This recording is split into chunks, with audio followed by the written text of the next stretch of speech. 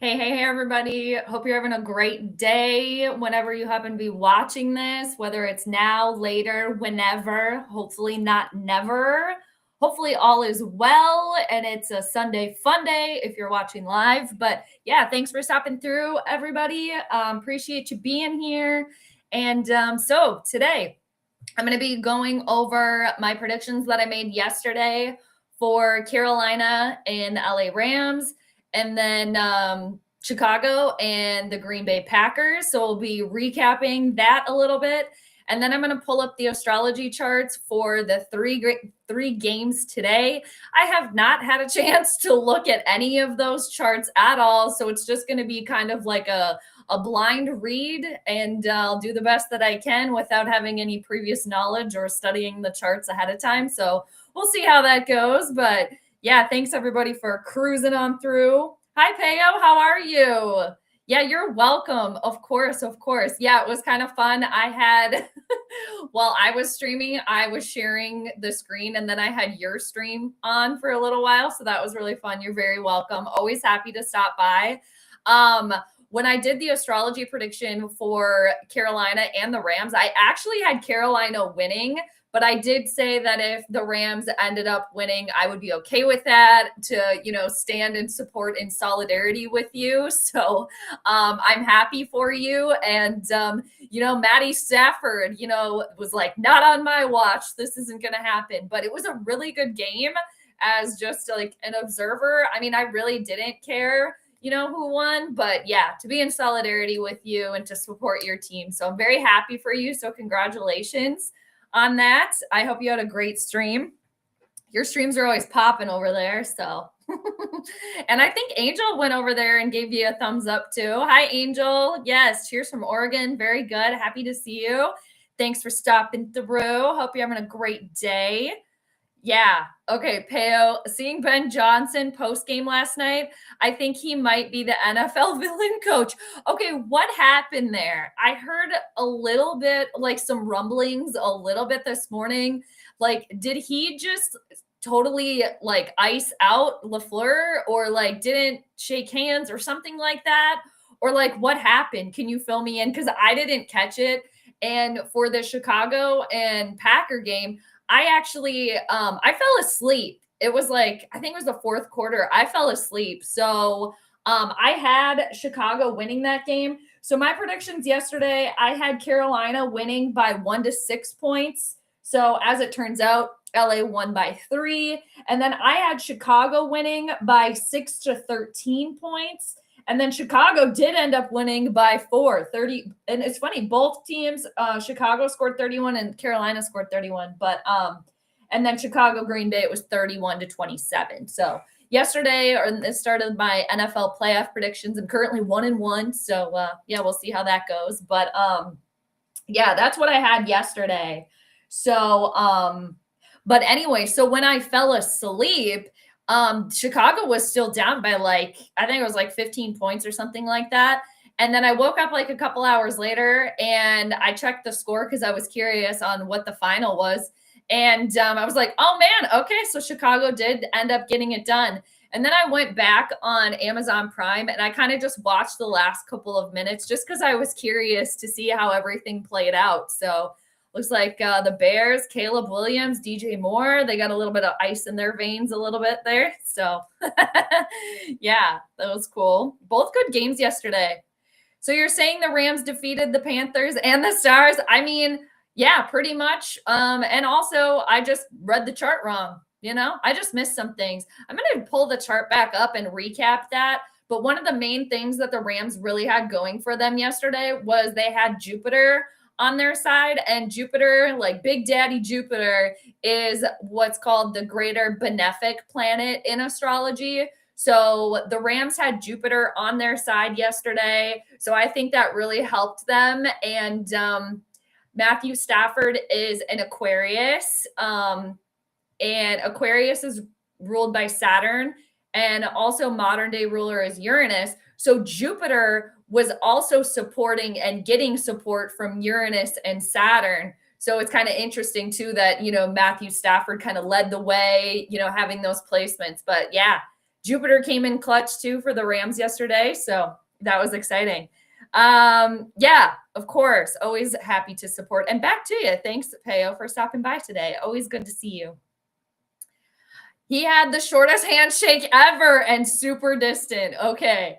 Yeah, I did kind of hear that a little bit, that it was just kind of like, and I saw that, I feel like on the replay when I was watching the replay a couple hours later after the game was over, but I totally missed that. Like, I feel like I saw LaFleur kind of going in there, but I think I missed Ben Johnson coming through. So, all right. Yeah, we'll have to see. Yeah, you're welcome. You're welcome. Of course. I actually I always go back to the charts and look at like what I got right, what I got wrong. It really helps me learn, and I'm looking for the patterns because the planets move in patterns. So, this is, I actually have the chart still pulled up. So, I just wanted to briefly go over both charts, but you are very welcome, Peo, anytime. So yeah, basically, the Rams were represented by the moon last night, which is very powerful in itself. But I was a little worried about the Rams because the moon, during this game yesterday, was in this what's called via combusta in astrology. So where the moon was is kind of like in this danger zone, like this unhappy place. So the moon was representative of the Rams last night. So I was concerned for them about that. But if you look, this is Jupiter right here. So Jupiter was kind of like the co-ruler for the Rams last night. And Jupiter was getting good energy from Uranus, which is over here, and also getting good energy from Saturn, which is over here. And Saturn represents older people. Obviously Matthew Stafford, he's not like old, but for like a player in the NFL, he's older, he's seasoned, he's been there before. So that I think really, really helped the Rams come in clutch there and kind of like override this kind of like moon danger zone here. And also Venus was how the Rams were going to play their game yesterday. And Venus is the lesser benefic in astrology. So I kind of overlooked that looking back now, that the Rams had both Jupiter and Venus on their side. And those two planets are the benefic planets in astrology. They usually bring good things.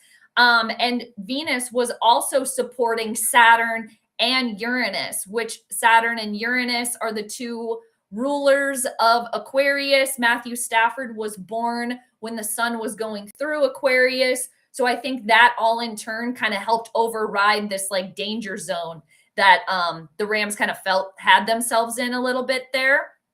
So yeah, anyway, looking back on that, I think that's definitely what I missed, in the chart. But yeah, congratulations to your squad. Let's see. It was barely a high five. And LaFleur went in for the bro hug. Oh man, and he got denied. Oh, that's too bad. Yeah. But I mean, it's like, we'll see. I wonder, I feel like I've looked up Ben Johnson's astrology or his sun sign before. I've looked up his birthday. I want to look it up again. I'm just curious. I feel like he's a Libra. Let's see. I'm just going to look. Oh, he's a Taurus. Okay, so Ben Johnson, his sun sign is in Taurus. So the sun represents like who we are at our core, and Tauruses are represented by the bull, right? And they're a fixed energy. So they like to kind of stay put, and they can be very stubborn. And, they can have a little bit of like a vindictive side, a little bit.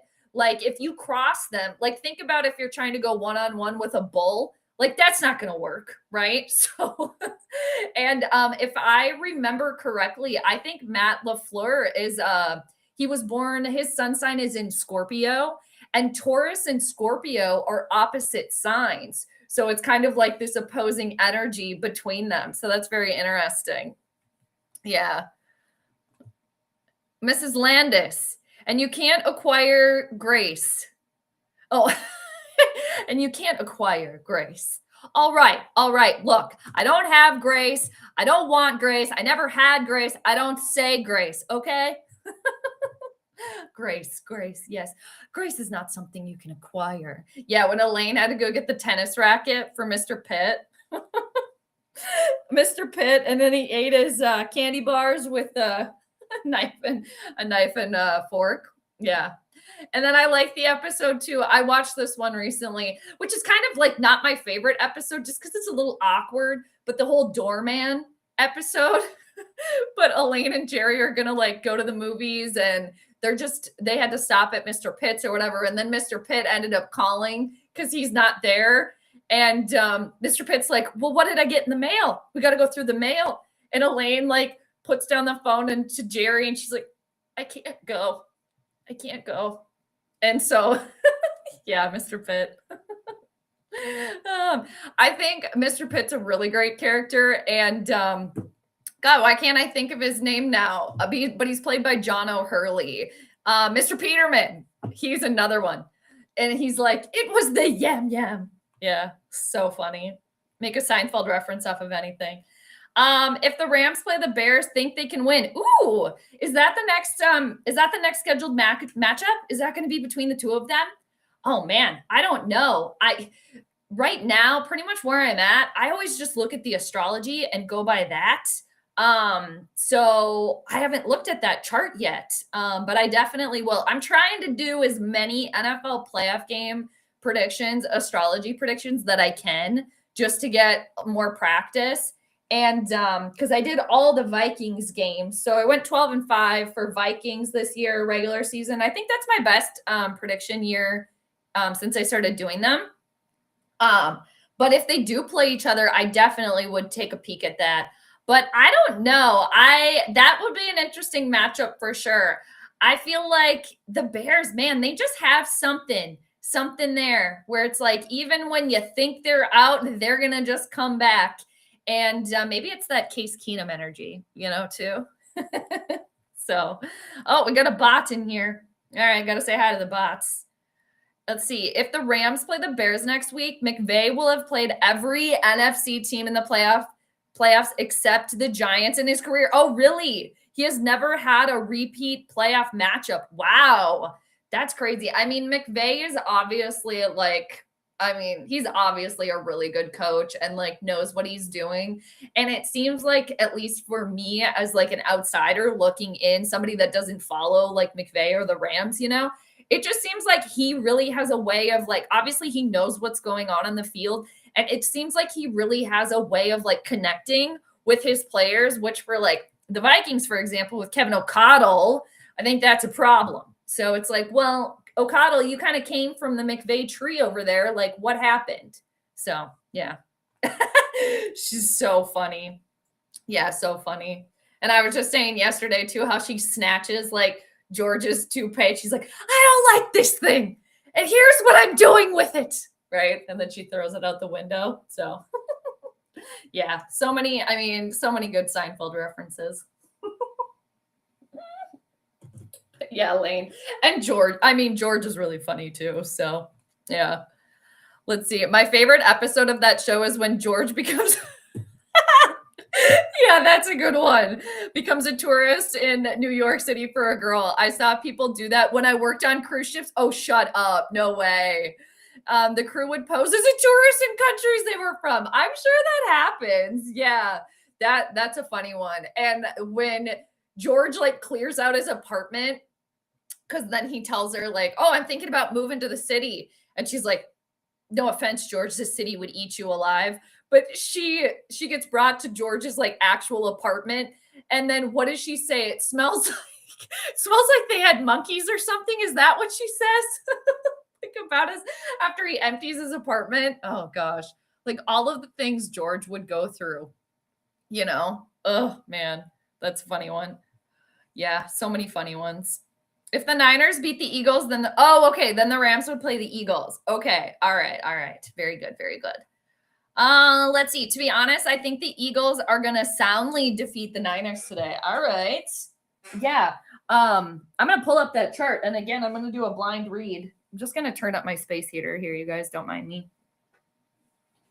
I'm always cold, you guys. I'm always cold. Most of you already know this, but all right, space heater's back on. Yeah, it smells like the person had monkeys or something. And two, the episodes with George's parents, I mean, so good. So good. I just watched the one the other day too of the bro and the man's ear. So funny. Yeah, so funny. Yeah. And obviously Festivus is a favorite of mine because Festivus is my birthday too, so the 23rd. So I like Festivus, but yeah, I find tinsel distracting. Yeah. So funny. But yeah, we'll pull up that Texas, good to see you, by the way. Thanks for stopping by. I am gonna pull up that chart too. I'm gonna do them kind of down the line. So I got right before I came on, I have the chart for Jacksonville and Buffalo. And I thought they were playing in Buffalo, but nope, they're playing in Jacksonville. So yeah, so funny. Such a funny show. All right. You got to go, Peo. Have a great day. Blessings on your content creation. Thanks, Peo. You're the best. I appreciate you. You have a great rest of your day. Thanks so much for stopping by. Always good to see you. And if you guys aren't subscribed to his channel, Rams Radar with Peo Time, go do it. All right. Okay, so let's pull up this chart here. I'm just going to kind of go down the line here. And I'm going to write in, let's see. So I can kind of keep track of what I'm doing here. Okay. All right. So I'm going to do Jacksonville and Buffalo first. Okay, I don't know what's going on over here. All right, here we go. Here we go. All right. Okay. So let me grab the chart. Oh, actually, before I do this, I just want to recap. I wanted to recap to pull up the chart really quick for Chicago and Green Bay. Again, I did have Chicago winning. I had them winning by, 6-13, and they won by 4. So, pretty close with the points on that one. Let's see here. I think this is, I got so many charts, people. I got so many charts. Is this the right one? Damn it. This is the Charlotte chart again. Yeah. I have so many tabs open. Okay, is it this one or that one? No. Oh, no wonder. I'm looking at the wrong one over here. No wonder I grabbed the wrong one. Thanks again, everybody, for stopping on through, stopping on by. Appreciate you. Hope you're having a nice day.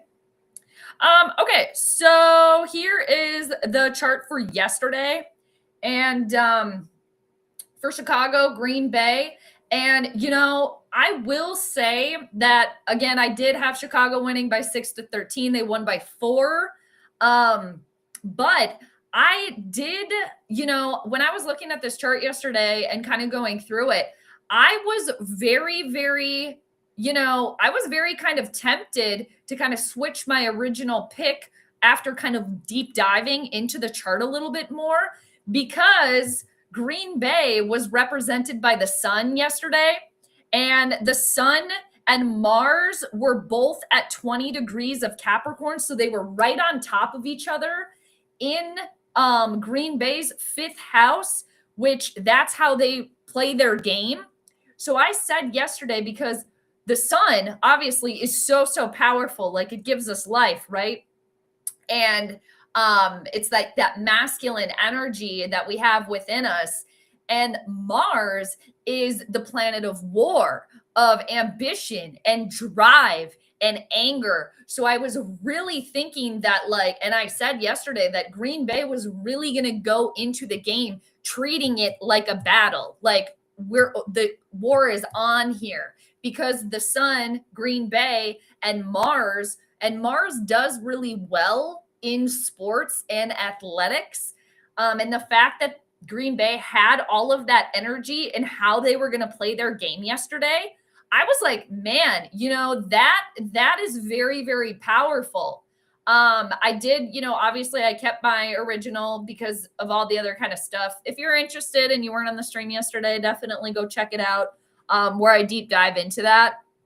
But I think too, kind of looking back on the chart now, I think part of the reason why Green Bay did end up losing, even though they started off so great. And that's another thing too, because Mars is a very fast planet.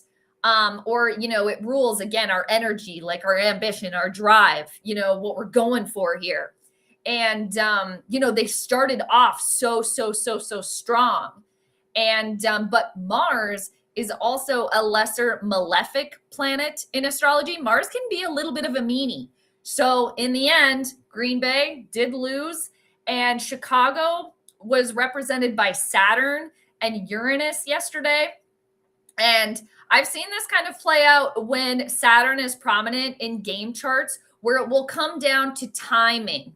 Like a team will win with time expiring, or a team will be trying to win either by like field goal or, a basket or whatever, and time will expire.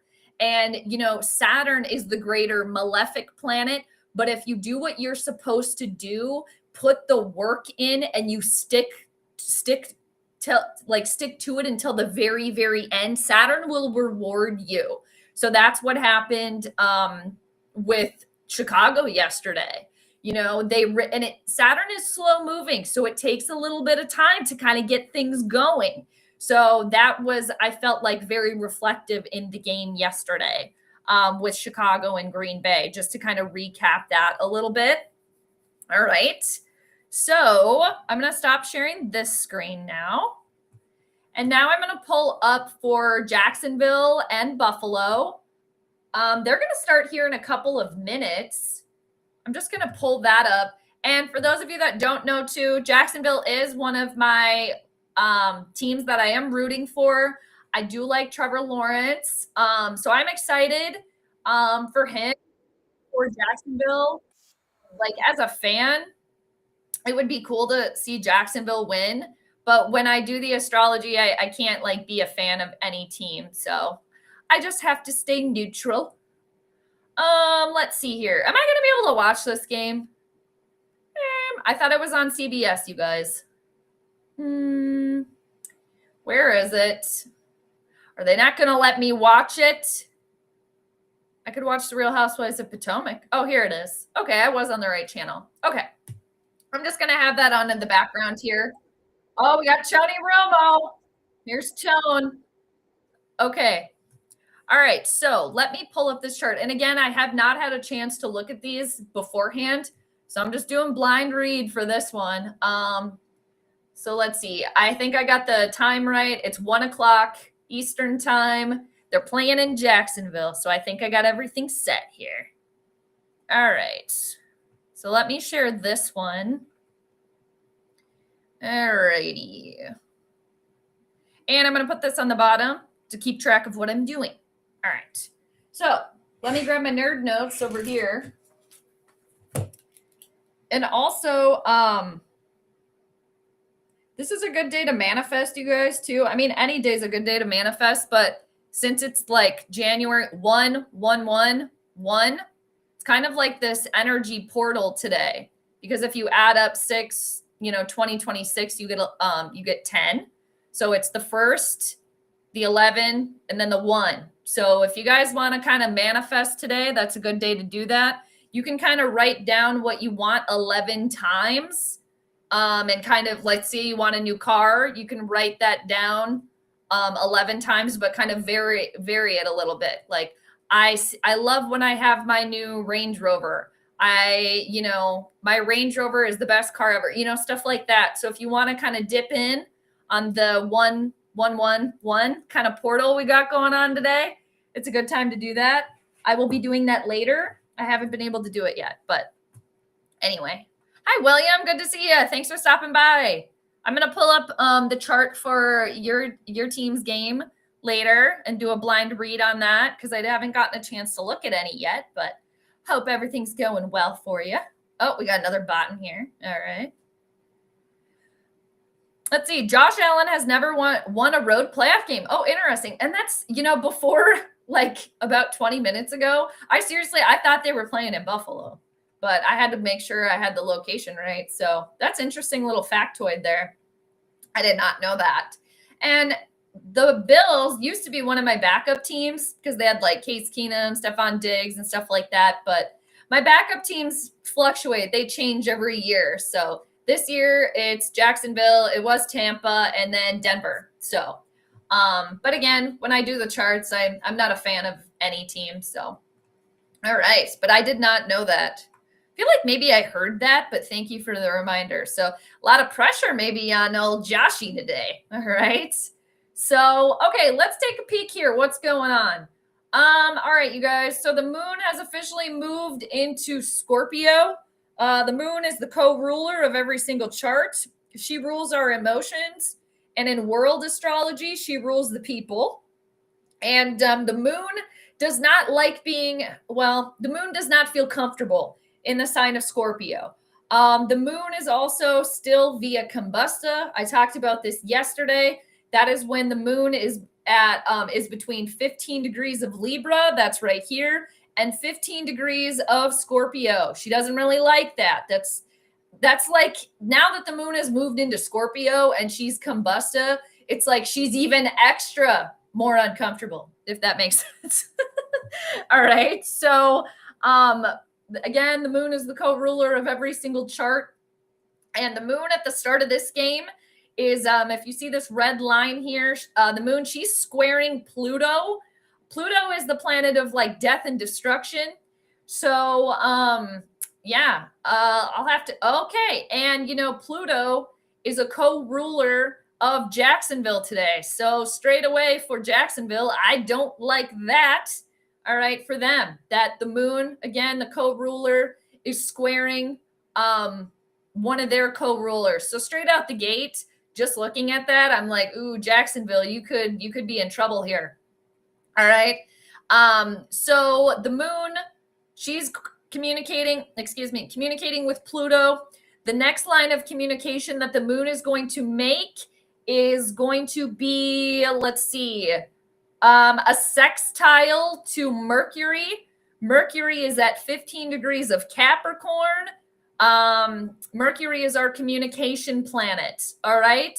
But yeah, at the start of this game. So there could be some sort of death destruction here during this game today. All right. And it could manifest itself as like Jacksonville. Their season is going to be done, over. The moon kind of co-rules the people too and their emotions. The fans could be disappointed after the game today. But yeah, let's dive a little deeper here. All right. So I'm going to they're still kind of doing warm-ups here. So the moon, again, in Scorpio, doesn't feel comfortable there. And we'll start with Jacksonville. So the zodiac sign that rules Jacksonville today is Scorpio.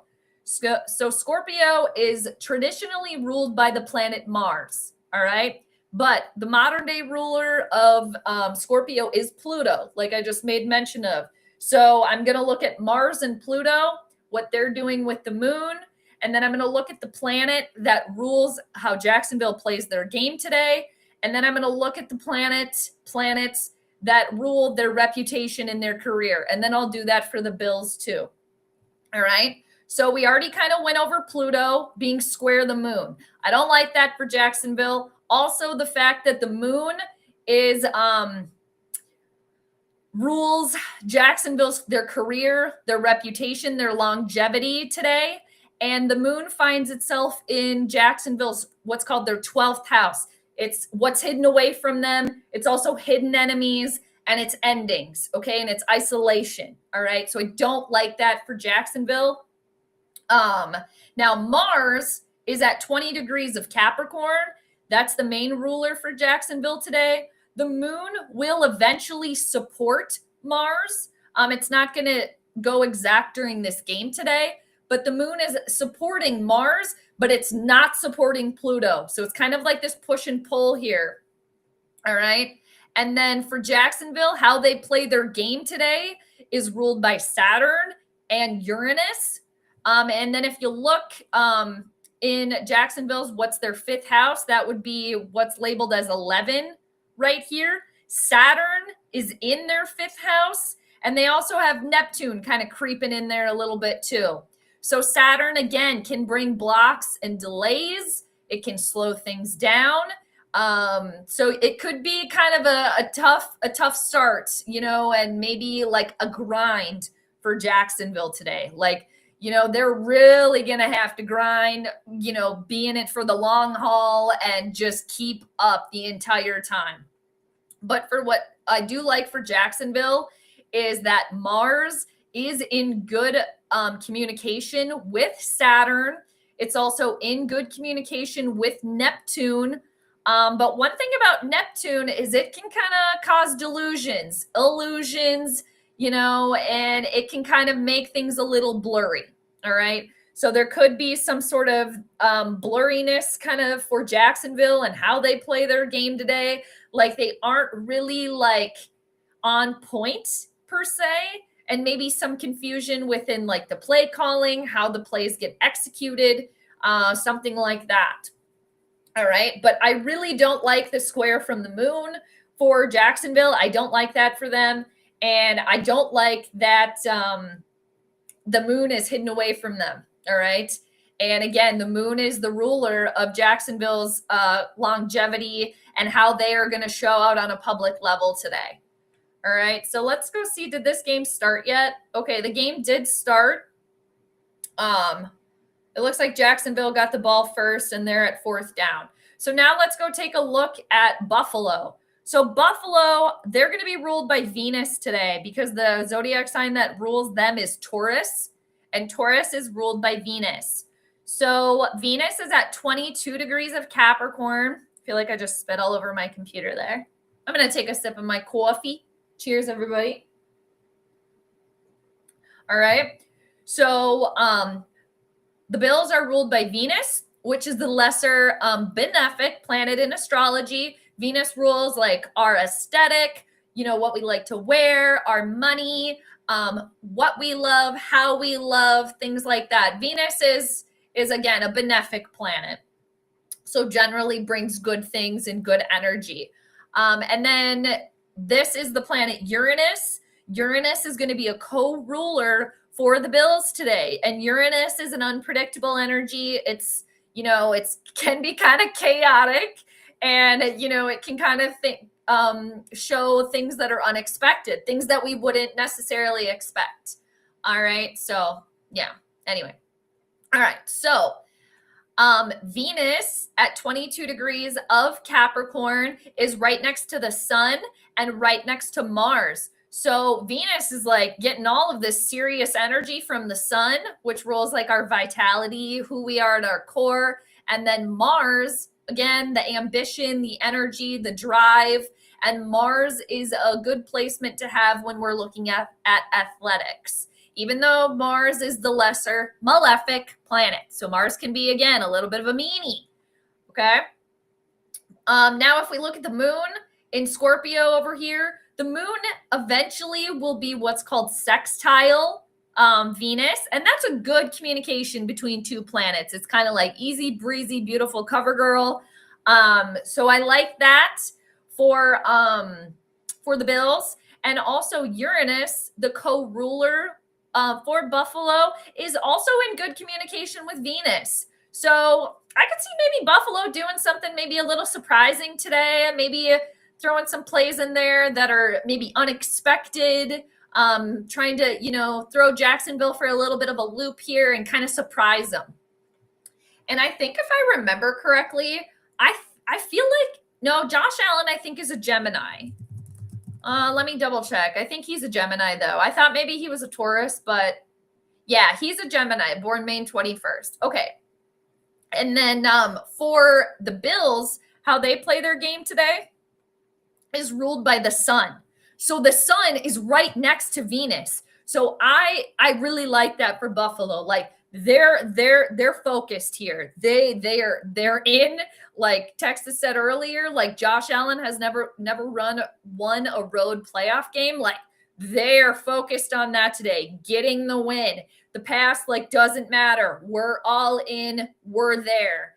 And also Venus and the sun and Mars, they're all really near this line called the MC here, which is the most public point on a chart. So it's like they're all in today, like all eyes on them, and they are focused and they're coming to play and they're ready.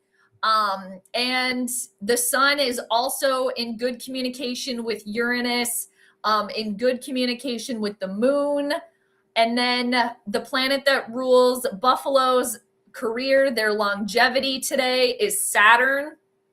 And Saturn is also in good communication with Venus. It's in good communication with Uranus. And the moon eventually will be in absolutely great communication with Saturn too. So I really think that the Bills are going to win this one today. The one thing for Buffalo that I don't like for them is that they do have Pluto in their 10th house of how they show out on a public level today.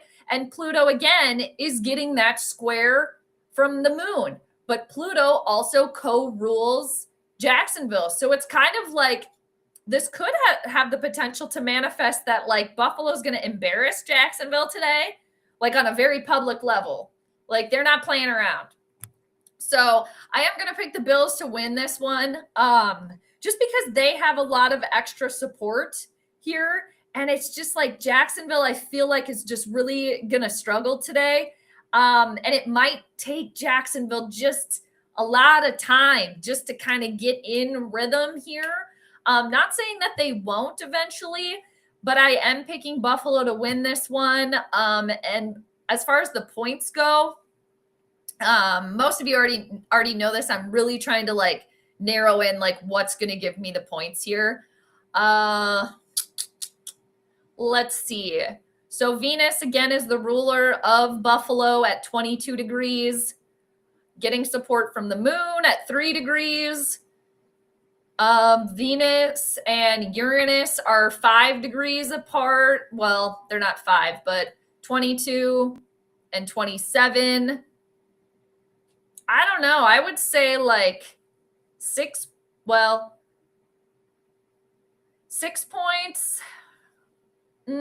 Maybe like 4 to 6. And then I'm also seeing like 12 points too.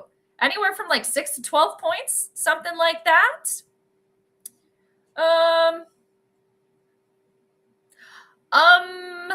Take, yay. I don't know. I'm sorry if I totally butchered your name. I'm really sorry, but hello. I'm doing really good. How are you? Thanks for swinging by. Always happy to have peeps come through. But yeah, I'm doing really good. I'm doing some astrology predictions on the NFL games that are happening today. But yeah, so I'm just kind of walking through those right now.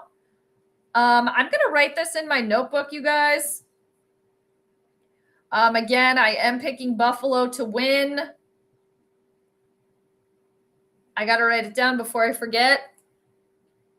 And yeah, I'm going to say anywhere from like 5 points. 5 points to 12. Or 9 points. Let's see. Yeah, like 9 to 12, 5 to 12. I'm going to say like 5 to 12 points. All right. Okay. Oh, you were born on November 22nd, 2001. I would have to look at your own birth chart to tell you that. Yeah, I'm not sure. So I'd have to look that up. So I couldn't tell you without looking at that. Yeah. But thanks for sharing your birthday. All right. Do you know what any of your astrology is? I could kind of give you a little breakdown. All right. I'm going to pull up the next. Let's see. All right. What is the next one? Let's go back here. I got so many tabs open. I think I was going to do 49ers and Eagles next. But I do know that your sun sign is Sagittarius, so the Archer. But I mean, I'd have to look at your personal birth chart to figure that out, right? Because there's so much to it, right? You got your sun sign, which is in Sagittarius. We know that. But I don't know what your moon sign is. I don't know how all of your planets are interacting with one another. So I'm not sure, but Sagittarius are ruled by Jupiter. So like no boundaries. Sagittarius are usually, they can be very, very much of like a jokester. Sometimes no filter, but they don't mean any harm. But sometimes they'll say things and you're like, whoa. They're like, well, I was just being funny. I wasn't being serious. And, Sagittarius is is a sign of like philosophy and like higher learning. And it can be connected to like spirituality and astrology, adventure and travel. It's kind of like Sagittarius being the archers, they want to go where their horse hooves take them, right? That centaur energy takes them, right? They want to go off on those adventures and have fun. All right. But that's just kind of like a brief overview of the sign Sagittarius. So I don't know what the rest of your astrology says, so I'm not quite sure. All right. Let's see here. I'm going to stop sharing that one. And then I'm going to pull up the next one. All right. So 49ers, they're playing at Philly. So let me snag that chart here. And let me go check back in with Jacksonville. They're on a commercial. Fine. All right. So I don't know if William's still on the stream. William's a Philadelphia Eagles fan. So let me put that in. And then they're going to be, it's Eastern time. So it's going to be 4:30. Let me put that in. All right. Philadelphia, 4:30 p.m. on the 11th. What do we got? All righty. So now I'm going to share this one, and I'm going to change the ticker at the bottom. And this is going to help me later when I can do timestamps as well. Eagles versus 49ers. All right, let's dive into this one. All right. Let's see here. What does this one say? What is it going to tell us? I don't know if I need any more coffee, you guys. I feel like I'm like, oh. All right. Is this the right one? Yeah, I think so. I got so many tabs, so many charts. Oh, I kind of like this view over here. Okay, let's leave it like this, because then we can see the whole chart. Again, yesterday, you guys, I had the same thing going on with my hair on this side. It's doing the same thing. William, you're still here. Nice. Very good. All right, William, good deal. We're on to your team here. Let's see what's going on with them today. All right. I'm going to take a sip of water before I continue. All right, they're showing us Jacksonville right now. I bet it's very nice and warm there. It does look sunny. Yeah. All right, score is still 0-0. Man, it looks so nice and warm. Old Sunshine. All right, Sunshine and Company. They got the ball back. All right. Again, I can't be a fan when I look at the astrology. And I'm still rooting for Jacksonville, but yeah, it's hard for me to go against what I see in the chart. But hey, like yesterday I was right on one and wrong on another. So you never know. But yeah, it would be really cool to see Jacksonville win and see Trevor Lawrence keep going here. I'm a Sunshine fan. All right. 2nd and 2 for Jacksonville right now. All right. So we got Philadelphia and the 49ers playing in Philly at 4:30. All right, so at the start of this game, the moon is moved now to 5 degrees of Scorpio. Same thing as before. The moon in the danger zone via combusta, also in the sign of Scorpio. She doesn't like being there. Okay, she doesn't feel comfy there. Let's see. John, okay, we'll recover. What do you mean by like me being wrong? Is that what you mean, or do you mean just in general?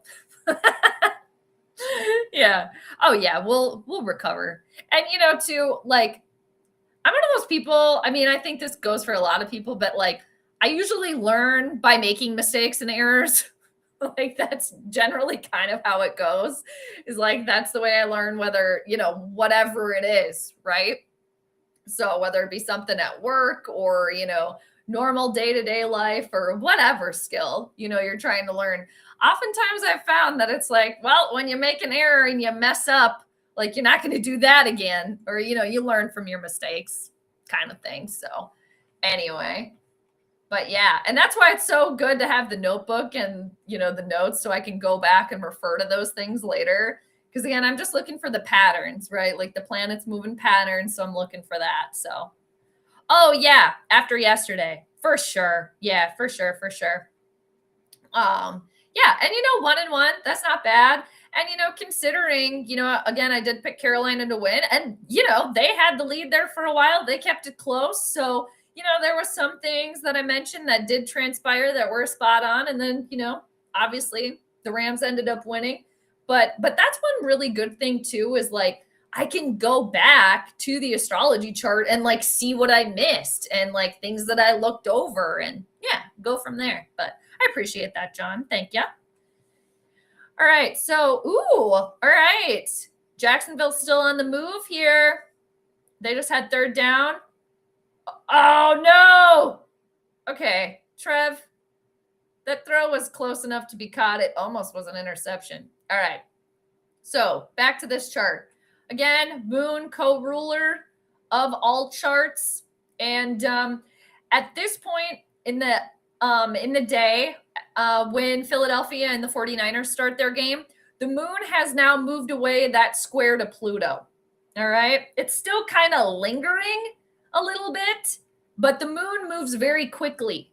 So she's kind of moving away from that tension with Pluto. All right. Still kind of there. It's still lingering. But again, same thing as last chart. The next line of communication that the moon is making is going to be a sextile to Mercury. And again, sextile is good energy. It's very easy, breezy. Okay, that's good. Now let's start with Philly. So Philadelphia, the zodiac sign that rules them. Hey, William, it's Capricorn. Okay, so Philadelphia is going to be ruled by Saturn today. And the 49ers, their ruling zodiac sign is going to be Cancer. Cancer is ruled by the moon. So we got Saturn and the moon going at it. Now, for Philadelphia, they also have Mars, the sun, and Venus, and Pluto in their first house of themselves as a team. So they got all these extra planets supporting them today as kind of like co-rulers. And for Philadelphia, how they play their game is ruled by the planet Venus. And that's going to be co-ruled by Uranus, because Uranus is in Philadelphia's fifth house of how they play their game. All right. And then for Philly, how they show up on a public level, their career, their longevity for today is ruled by Mercury. And then also the moon is there too. So the moon is kind of the co-ruler of how they're going to show out today. All right. So for Philly, at the start of this game, Mars and the sun, they're still connected there. They're both at 21 degrees of Capricorn. And then they got Venus right there at 22 degrees of Capricorn. So the ruler of how Philadelphia plays their game is right in their first house. Kind of same thing as like Buffalo, a little bit similar. Like they're focused. It's game time. Like everybody is going all in. They know what to do. Obviously, they've won the big game before. They're going to try to keep going with that this year. All right. And then Saturn, which rules Philadelphia, again, kind of slow moving, father time energy. Older people are associated with Saturn. And, even though they're not old, but like they're veteran players that have been there before, like Jalen Hurts has been in this situation before. Again, he's not necessarily old, but kind of that veteran kind of energy that's going to help them today. And I'm forgetting the head coach's name right now. I can picture Nick is his first name. It's Nick Sirianni or something like that. But obviously, he's been with Philly for a while. Again, he's not old, but it's this like older, experienced energy. Okay. So Saturn is in good communication with Mars, with the sun, with Venus, not necessarily with Pluto. And same thing goes for Uranus, the planet of upheaval, of surprises. So Philly could have something up their sleeve today, some sort of surprise in how they play their game that's going to try to catch the 49ers for a little bit of a loop. Okay, Uranus is also in good connection with Philadelphia as a team. And also Uranus is supporting Mars, the sun, and Venus. All right. The one thing that I don't like for Philadelphia per se is that Mercury, the planet of communication, the planet that does rule their how they show out on a public level today, their longevity for today, how they are what am I trying to say here? Like their career for today. Mercury is very sneakily not quite in their first house as a team. It's kind of hidden away from them a little bit. So it's like on some sort of public level, in some sort of like communicative way, like there might be something hidden away from them. All right. Which kind of might come back to bite them a little bit. Like maybe they might get a little bit too big for their britches or something, or maybe they might garner some sort of lead and then kind of like be embarrassed or have the lead taken away and then have to really prove themselves at the end. Because again, with Saturn involved, it really could come down to timing, and they're going to have to be in it for the long haul. It's not like they can just like put these points up and then be like, oh, okay, like we got it, type of thing. So we could just kind of maybe look out for that a little bit. And also not to mention that I feel like the Philadelphia Eagles fans are already kind of unruly enough. There are a lot of really nice Eagle fans. Obviously, William, you're one of them. And I have a couple other Philadelphia Eagle like content creator friends, and they're all super nice. But, Philly, they can get rowdy. So with the moon ruling the people, being in the sign of Scorpio can be sharp. It's, the scorpion tail that can come out to bite you, can come out to get you. And Scorpio energy can be a little bit, vindictive. They kind of watch from behind the scenes and kind of wait for their time to strike. They're kind of like observers. They're kind of quiet like that. But it's kind of like, I don't want to cross a Scorpio energy or a Scorpio placement, because they will not forget that. Okay. They're going to keep that in their brain, and they're going to wait for the right time to get you back, if needed. All right. So, we got that here. Texas 49ers are a weak team. Eagles are going to sink their talons into them. I have not been following like the 49ers. I don't even know what their freaking record is. Let's go back and look. So 49ers are 12-5. Eagles are 11-6. Two different, kind of like divisions per se, but, I will take your word for it. All right. So we'll see. Now, speaking of the 49ers, let's go look at them. Okay. So 49ers, again, they're ruled by the moon today. So again, the moon is in the danger zone via combusta, again, between 15 degrees of Libra, 15 degrees of Scorpio, and also the moon being in the sign of Scorpio is in it, what's called in its fall. She's in her fall in the sign of Scorpio. She doesn't feel comfy there. Okay. So that right there for the 49ers, I'm like, I don't like that. Okay. But similar to the Rams yesterday, the 49ers have old Big Daddy Jupiter, okay, also co-ruling them. So Jupiter, again, the greater benefic planet. Jupiter doesn't know any boundaries. Jupiter will expand anything that it touches, but it can normally bring blessings and good luck. But again, no boundaries with Jupiter, which is the opposite of Saturn, which is the Eagles. Saturn is all about restriction and boundaries being set, okay? Where Jupiter's like, well, nope, we're not doing that. And, for the 49ers, what I do like for them, not only do they have Jupiter on their side, but Jupiter being in the sign of Cancer is exalted there. It's like an honored guest there. Jupiter doesn't rule the sign of Cancer, but Jupiter feels very, very at home there. Again, like kind of like an honored guest, okay? All right. So, let's see. Let me go back to the comments here. The Philadelphia, yeah, they can be a bit hostile at times. Yes, for sure. I mean, I feel like all fans can be, but I feel like the Philadelphia Eagles, yeah, they definitely can kind of take the cake sometimes with that, but just very passionate, right? Very passionate. Okay. Let's see, John, high scoring game favors the Niners. Okay. So let's delve a little bit deeper here into that. Ooh, this coffee is, I got an Americano today. I went and got coffee. Oh, Buffalo is taking the lead 3-0. It's 2nd and 1 for the Jags right now. But yeah, I got an Americano earlier, and Gigi got a pup cup. There's still a little bit left, so I put the rest of my Americano on my hot plate over here, so it's back to being warm again, so it's very good. All right. So, okay, high-scoring game favors.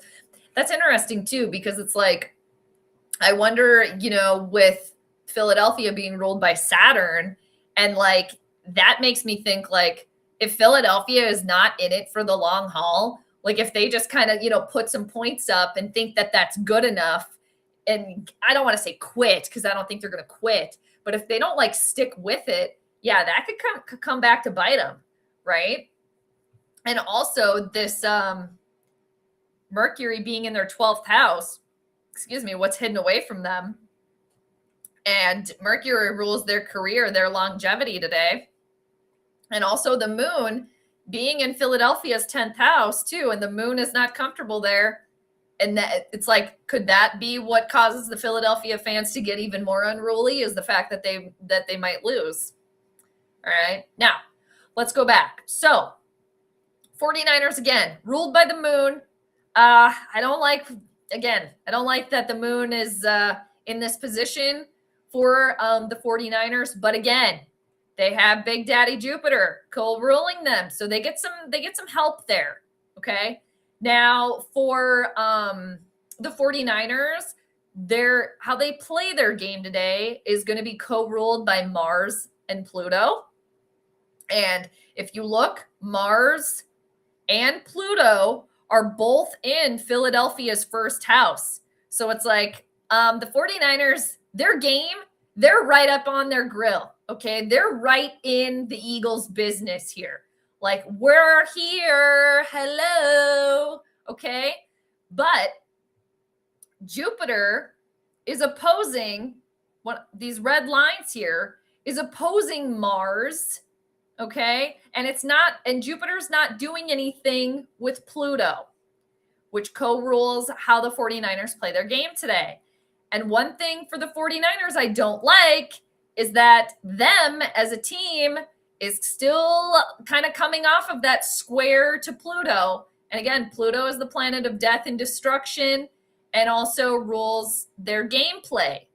Now, could that manifest as like the death and destruction that's going to be happening for Philadelphia, because Pluto is in Philadelphia's first house of themselves as a team. All right. And even though oppositions generally are not favorable and they're not good, could it be different because Jupiter is the greater benefic planet, and Jupiter's energy will kind of override that negativity of the opposition. Okay. So, and eventually the moon, eventually will go exact with Mars, but the moon is still kind of in good communication with Mars, and Mars again co-rules how the 49ers play their game today. The moon, the 49ers themselves as a team, in the sign of Scorpio, and Scorpio is ruled by Mars. So the moon is in a sign that Mars rules. The moon is in good communication with Mars. Okay. And then for the 49ers, how they show out on a public level today, that's co-ruled by Jupiter, which is in their first house, like all eyes on them. And then Neptune. And Neptune is in the 49ers' 10th house. Neptune is the modern day ruler of Pisces. Neptune is currently at 29 degrees of Pisces. So Neptune is in the sign that it naturally rules. 29 degrees, every zodiac sign is 30 degrees. So when you get to the 29th degree, it's very, very potent energy. It's like the planet has absorbed all of that sign, and it's like it's got everything in it before it moves to the next sign. So that's very, very, very, very potent energy. Not to mention that Neptune is in good communication with Jupiter. Okay. And also, Neptune and Jupiter are getting good communication with the moon. Very interesting, people. Very interesting. This is a little bit of a tougher one. All right. Hi, Michael. How you doing? Yeah, it's going good. I went out for coffee. I got some errands done earlier this morning. So I got my leftover coffee. My dog got a pup cup. So that was fun. Now I'm doing some blind reading of the games today, the NFL playoff games. So I got the second chart pulled up, and then I'll do a third one. But yeah, I'm doing good. I love your lime green sweatshirt. Guessing you are going for the Eagles beating the 49ers today. I'm actually working on that chart right now. Does it look lime green? I feel like this could be a situation. Not that it matters. I feel like this is yellow. Does it look lime green? I feel like this is yellow. Not again, it doesn't matter. But thank you. Yeah. So I got my long sleeves on today and my high neck because I'm chilly. I'm always cold. But thank you. Good to see you. How are you doing? Everything going good? I don't know. Like, I don't know. This is like, I might have to spend a little bit more time here on this game here. All right. So most of you know this already, but when the answer isn't like straightforward for me, another thing that I can look at is the part of fortune. That's an Arabic lot. That is the circle with the X in it here. So at the start of the Eagles 49ers game, the part of fortune is at 0 degrees of Taurus. All right. So the moon, being the 49ers, is pretty much opposite the part of fortune. So I don't really like that for the 49ers. And the part of fortune is ruled by Venus. And Venus is the ruler of how the Eagles play their game. All right. And also the part of fortune is squaring Pluto. And Pluto is the co-ruler of how the 49ers play their game. Okay. So I don't like that either.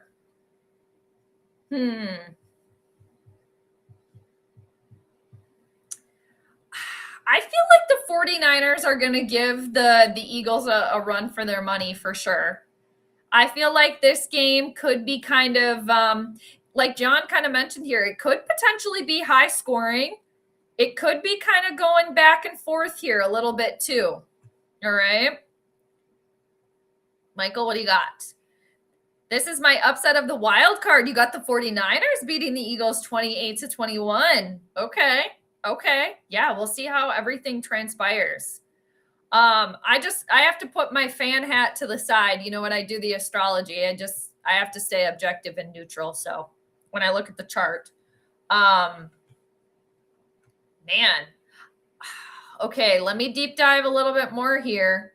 Because again, it's just really, so I'm trying to learn too from yesterday, because yesterday Carolina had all of these extra planets too supporting them. And then the Rams were ruled by the moon, but they had Big Daddy Jupiter co-ruling them. And yesterday, again, I picked Carolina to win, but old Matthew Stafford and the Rams were like, nope, that's not going to fly. And I think that is the power of Jupiter, okay? So 49ers have Jupiter co-ruling them today. And even though it's opposing all of these other signs, let's see here. I don't know. For the 49ers, though, I do not like this square from the moon. I don't like that with Pluto. Okay. And also another thing that I can take a peek at here is that for the 49ers, they have Chiron in their 10th house. That's this kind of K with the circle here. It's an asteroid. Chiron is the wounded healer. We all have it somewhere in our chart. It's pretty much a wound that we have, that we carry with us, that we're constantly trying to heal it. We're trying to do better by it. But it's just this like constant energy, that we have. So the 49ers do have that in their 10th house. And, this Neptune energy at 29 degrees, that 29th degree is very, very powerful. And Neptune, again, it can kind of put the rose-colored glasses on a little bit, and it can kind of, make things a little bit murky. It's like if you're looking at something shiny in the water and you go to try to get a closer look and you fall in or you get pulled under, that can kind of be, Neptune energy a little bit there. Like all that glitters is not maybe that gold kind of thing. Or, you think you found like a pearl or something and it ends up being a rock and you dive down there and then you can't come back up. Something like that. But, man, let's see. Soda. Who's more cursed, the Vikings or the Bills? I don't know. I didn't know. Actually, I looked at that chart earlier and I have Buffalo winning by 5-12. Oh, yeah, go Jacksonville. They got a touchdown. I am cheering for Trevor Lawrence and the Jags, though. But the Astrology, I did pick the Bills to win. But we'll see what happens. It looks like Jacksonville's looking to score again. All right. I don't know. That's a good question. I don't know. Buffalo seems to always kind of at least be in the mix every year, right? Not so much for Minnesota. But Soda, good to see you. Thanks for stopping by. Your day is going well, slept well, and just can't wait to see how the rest of the NFL wildcard football games go. Yeah, yesterday's games were both really good. And again, I've just pulled up these charts just this morning. I didn't look at them ahead of time. So I'm just kind of doing blind reads here. So Texas, Purdy's going to throw 2 interceptions. Eagles win 36-24. Oh, you know what? I think Brock Purdy is a Capricorn, actually, if I remember correctly. Let me look that up. I'm pretty sure he's a Capricorn. And we're in Capricorn season right now, too. So it's the Capricorn's time to shine. Yeah, he is a Capricorn. Or when he was born, the sun was going through Capricorn. So his sun sign is Capricorn. Who he is at his core is a Capricorn. All right. And Capricorn energy, that again, it can take some time to kind of get to the top. It's a slow climb for the Capricorns, okay? And he's only 26. He hasn't even had his Saturn return yet.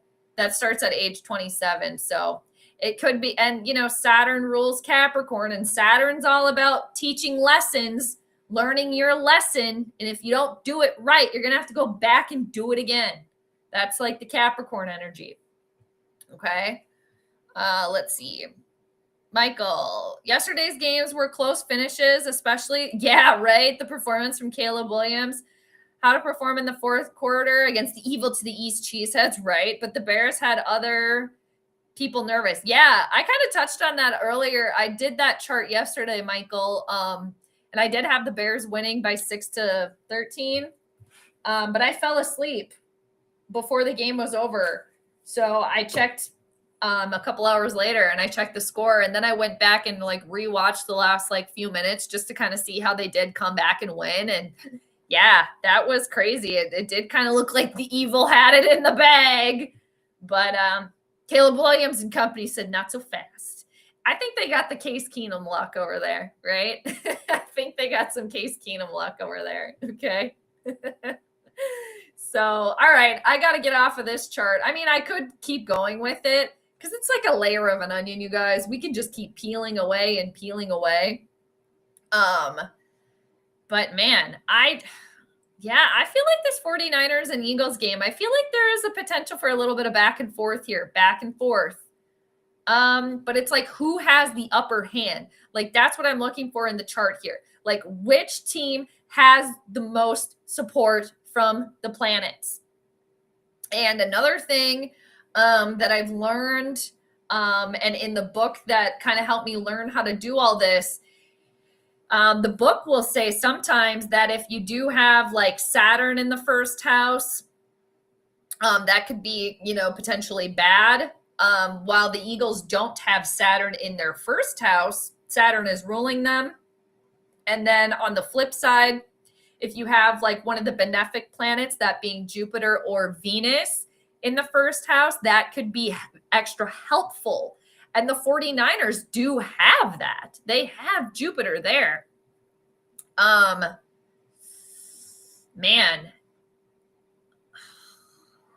So let's see. Let's go over this again. So Saturn, the Eagles, good communication with Venus. All right. Venus rules their game. Uranus also rules their game. Uranus is in good support with Saturn as well. The moon will eventually be in really good communication with Saturn. The moon will eventually oppose Uranus. I don't like that. The moon is also in good connection with Mars, the sun, and Venus, which are all co-rulers for the Eagles. Let's see.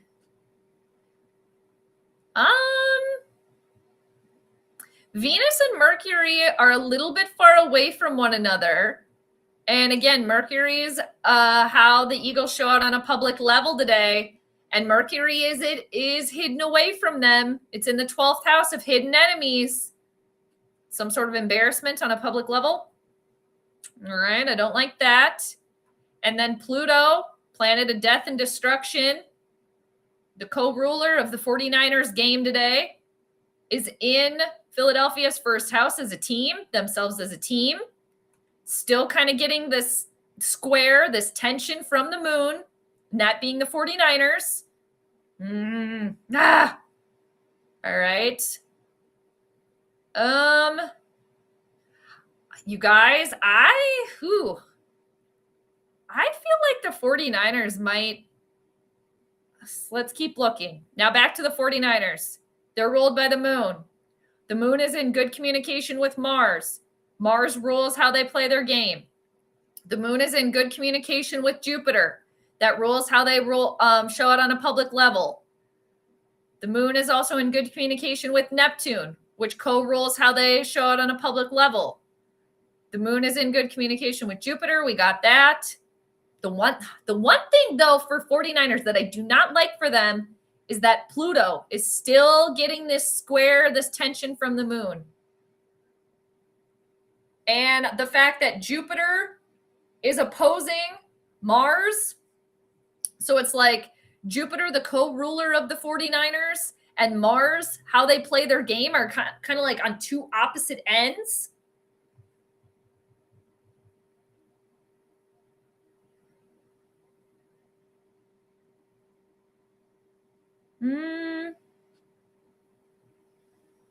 Man, this is a tough one.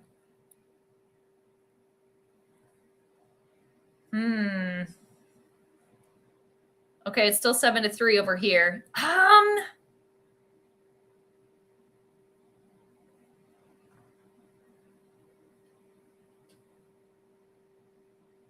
Another thing too, we can look at the 5th house ruler and the 10th house ruler for each team and see how those two planets communicate. So for Philadelphia, that would be Venus and Mercury. And Venus is at 22 degrees of Capricorn. Mercury is at 15 degrees of Capricorn. They're close to one another. They're both in the same sign, but Mercury is not going to catch up to Venus. So I don't necessarily like that for Philadelphia. Okay. And then for the 49ers, we would be looking at Mars and Pluto and how those two planets are interacting with Jupiter and Neptune. Okay, so Mars and Jupiter are opposing one another. I don't necessarily like that. Mars is in good communication with Neptune. All right. Pluto is not doing anything with Jupiter and also getting that square to the moon. And Pluto is not doing anything with Neptune. It's like, what's the give here? And both teams have extra support from both benefic planets. Okay. The Eagles have the lesser benefic Venus on their side, and the 49ers have the greater benefic planet Jupiter on their side. Let's see here. Man, I mean, honestly, you guys, part of me is just like, I'm kind of leaning. It's hard because there's good for both and like not so good for both. But it's like, I want to also learn, from my mistakes too. And like, this isn't the exact same chart as the Rams game or the Rams in Carolina, but similar again to the Rams. They had Jupiter co-ruling them yesterday. They were also ruled by the moon, but the moon was in Libra. It wasn't in Scorpio. The moon does not like being in Scorpio. Okay. But the Rams ended up winning. So it's like, is Jupiter that powerful to be able to do it again?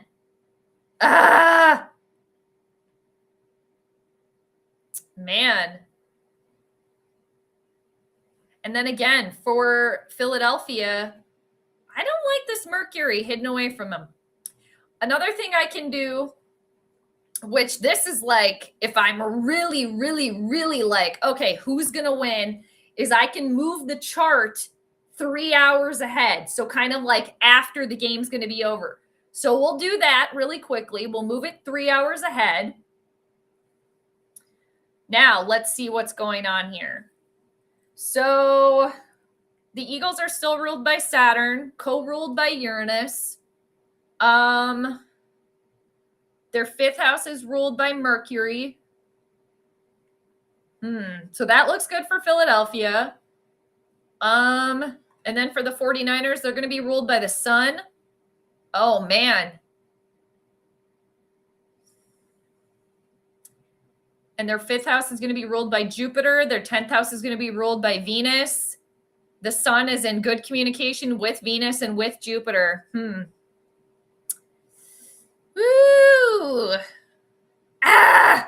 You guys, this is a tough one. This is a hard one for me. I got to make a decision, though. I mean, again, I could keep talking about it, but eventually I got to make a decision.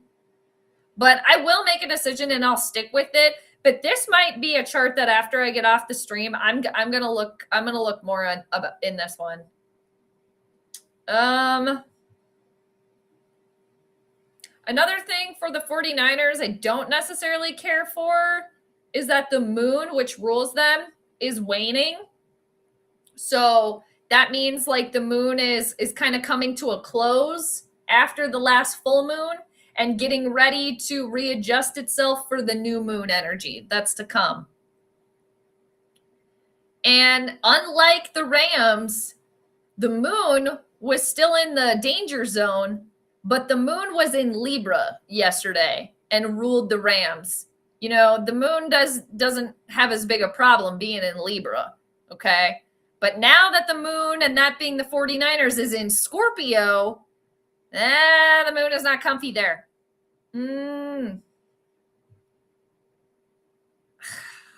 you guys, I don't know.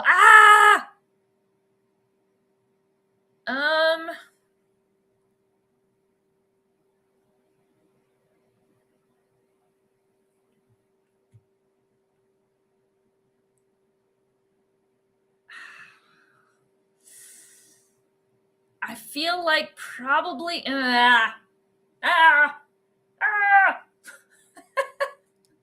Okay, one more thing I can look at is where each team earns their money. Okay, where each team gets their gains. So for Philadelphia, that's going to be from their fourth house of the stadium, their home, and short distance travel, and also their game, sports, recreation, gambling. Okay.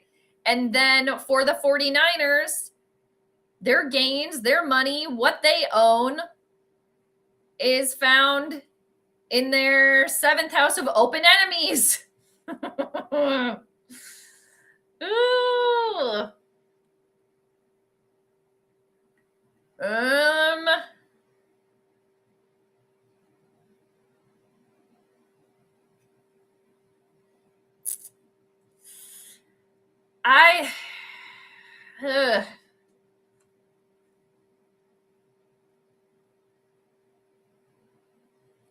I think I'm gonna pick the Eagles on this one. Oh.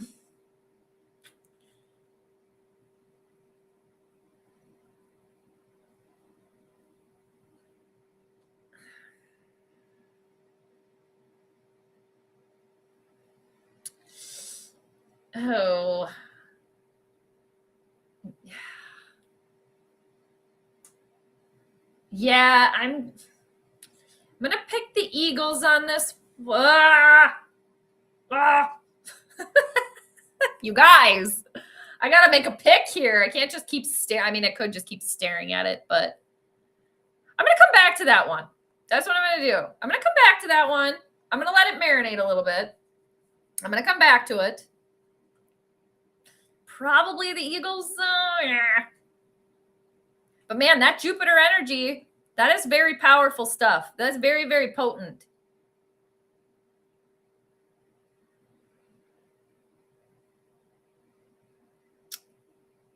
I'm going to come back to that one. All right, you guys, thanks for bearing with me. I'm going to write that down, but I'm going to come back. I'm going to let it marinate a little bit. Okay. And now let's go to the last one for today. Okay. Hi, Ryan. How are you? Yeah, I'm doing good. I know that I am after last night. Step 1 is complete the evil or destroyed. Now step 2 is any team that hasn't won a Super Bowl to be blasted into the sun. I know, we got the schadenfreude going on with the evil losing yesterday. Yeah, that's always nice to see as a Vikings fan. Oh, man. See, I like Denver, and I shouldn't like Sean Payton, but I do like him. But yeah, I can understand that, obviously, for sure. Yeah. Oh man. But yeah, I'm doing good. Cheers, Ryan. Good to see you. I got my coffee.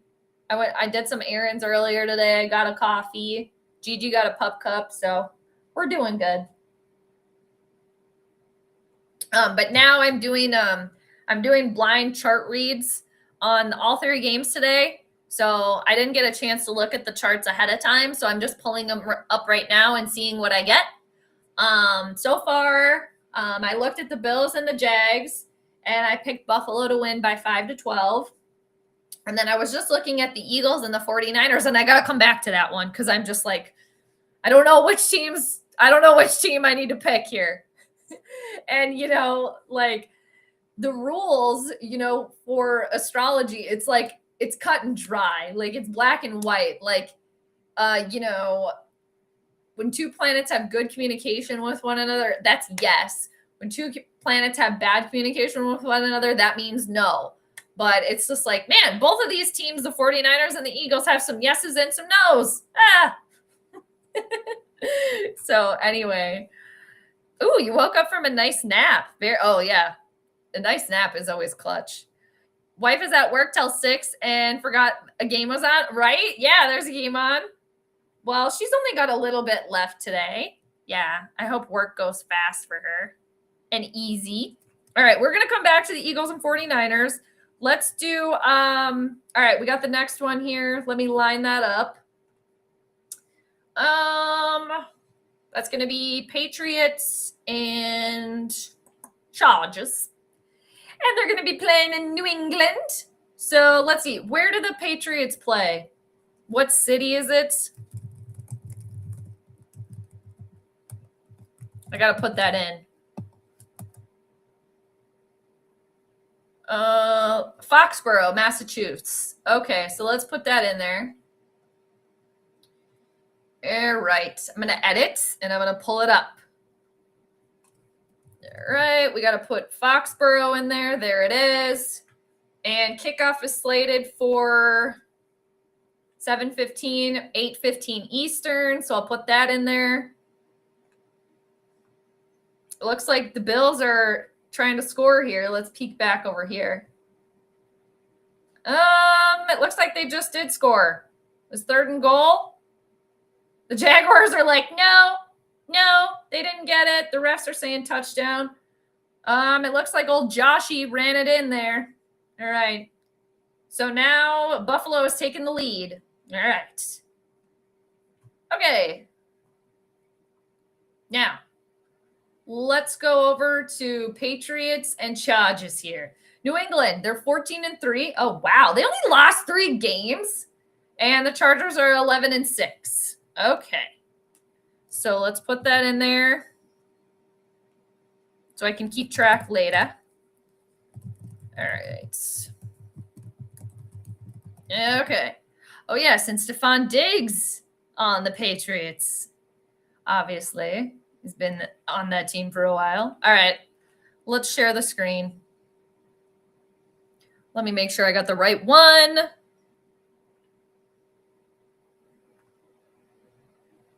Yep. Okay, here we go. But yeah, Ryan, good to see you. Thanks for popping on through.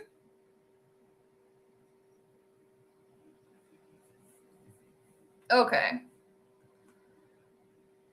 All right. Bills up 10-7.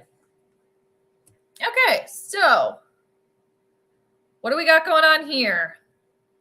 Patriots are the home team. Chargers are away.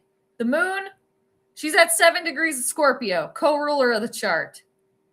Still in Scorpio, still doesn't feel comfortable there, but has moved officially away from the square to Pluto, okay? Let's see. Who am I rooting for, the Mafia or Sunshine? Well, per the astrology, I picked the Bills to win by what I saw in the astrology chart. But as a fan, if I was just, fandom, astrologer hat to the side, totally rooting for the Jags and Sunshine. They're one of my backup teams this year. I think it would be so fun for them to win. And I'm a Trevor Lawrence fan, so that would be really cool. So as a fan, definitely rooting for the Jaguars. But the astrology, I did pick the Bills to win based on what I saw. So we shall see how it pans out. I did the 2 games yesterday. I had Carolina winning. So they ended up losing. And then I did have the Bears winning. So for the playoffs right now, I'm sitting at 1-1. I did look at those charts a little bit more. Again, today I'm just pulling these up and doing the blind reading. So we'll see. That's a little bit more challenging because I like to have a little bit of time to kind of look and see what's going on. But yeah, so anyway. Oh, really? Josh Allen might have injured the leg after that touchdown run? Oh, boy. All right, Josh. All right, they're still on commercial. Yeah, we'll have to see. Let's see. John, the Pats got to prove it. Chargers need a mighty game. All right. Let's dive into this one, you guys. Okay, so the moon again, co-ruler in the sign of Scorpio. She doesn't like being there, okay? Still in the combusta zone. That's also not too good, all right? And, that might be the deciding factor for the 49ers and Eagles game. I am going to go back to that one and make the prediction there, but I feel like because, again, the Rams were ruled by the moon yesterday, and the moon was in the combusta zone, but the moon was not in the sign of Scorpio. All right. And now she's in the sign of Scorpio in the combusta zone, and that's like another double down. So I'll go back. But so that could be like the deciding factor that I end up using, picking the winner of that game. But for the Patriots, for tonight, they're going to be ruled by Jupiter and Neptune. And then they have the co-ruler Saturn in their first house too. And then for the Chargers, they're going to be ruled by Mercury. Okay. So for the Patriots, how they play their game is ruled by the moon. And also Jupiter is there. So, oh, Big Daddy, good luck, Jupiter, in the Patriots' fifth house of how they play their game. All right. And Jupiter is the ruler of the Patriots, one of the rulers of the Patriots. The moon eventually will be in good communication with Jupiter. And the moon is also going to be in good communication with Saturn. Neptune is almost in a co-ruler, or like an extra co-ruler for the Patriots, because it's also their co-ruler, but Neptune is very, very close to being in the Patriots' first house. So, and Neptune is in good communication with Jupiter. The moon also is in good communication with Neptune. And then for the Patriots, how they show out on a public level, their career is ruled by Jupiter. All right. So I kind of like all of that going on for the Patriots. The one thing for the Patriots that I'm like, kind of like what I've been talking about with Saturn is like, since Saturn is a co-ruler for them, Saturn is, again, the slow climb to the top. It might take the Patriots to kind of get going a little bit.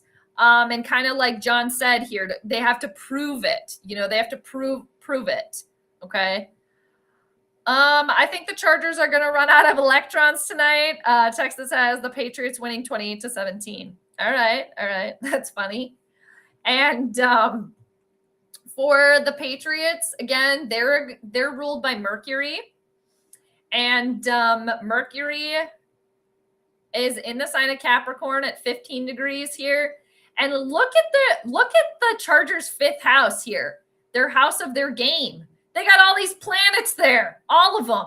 Woo! Look at all of that energy. Mercury is there.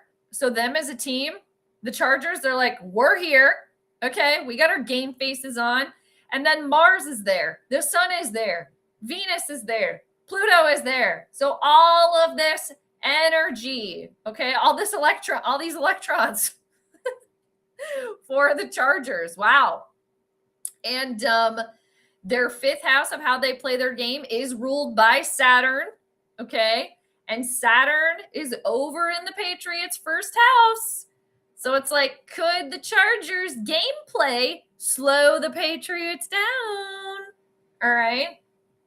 And Mercury is in good communication with Saturn. Damn. And Mercury also rules how the Chargers show out on a public level. Okay. And the next line of communication that the moon is making is to Mercury. Okay. Wow. And, you know, another thing for the Chargers that I like for them is that they have Venus in the fifth house of how they play their game. And Venus likes being in the fifth house. Venus does well there. Okay. And the moon is supporting all of this energy over here. Wow. Whoa. Wow.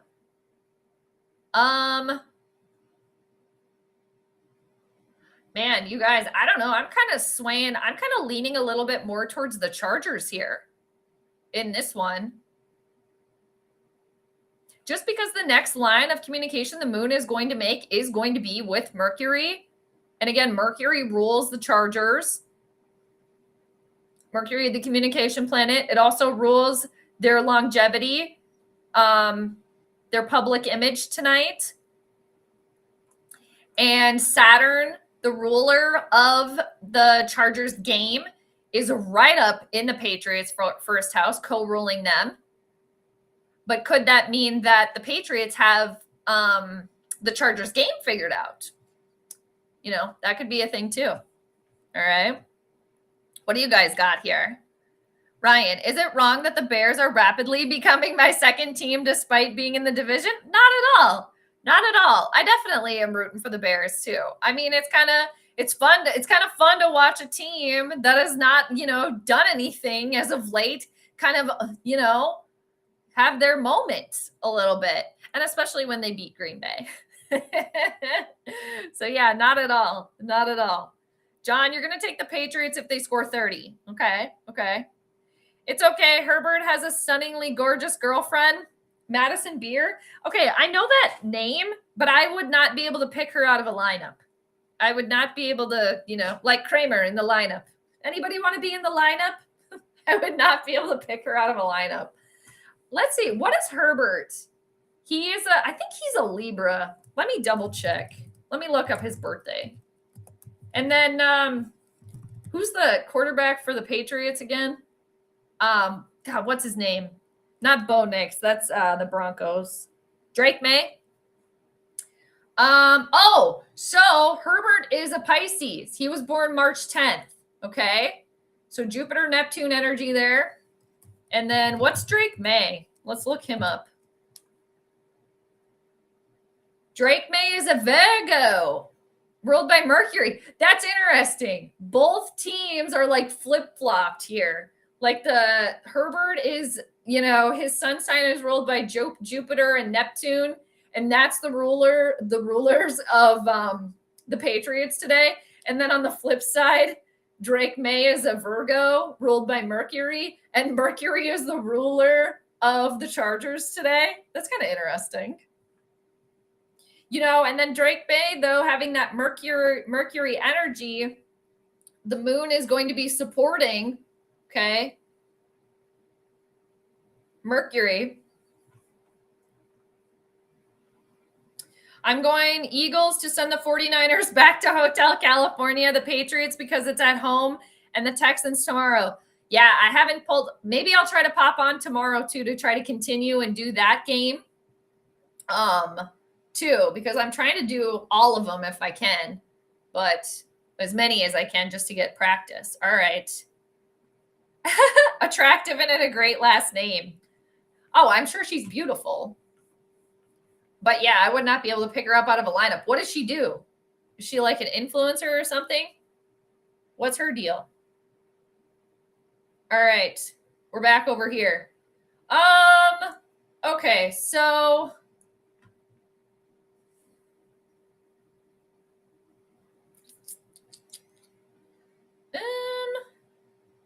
and back to Neptune at this 29th degree again, that's a very potent energy. It's a potent degree.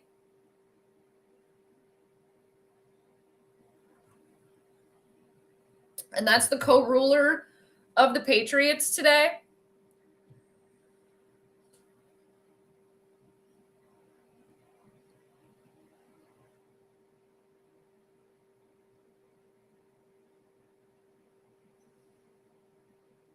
And, for the Patriots, I do like for them that they're also co-ruled by Jupiter. And Jupiter is in their 5th house of how they play their game today.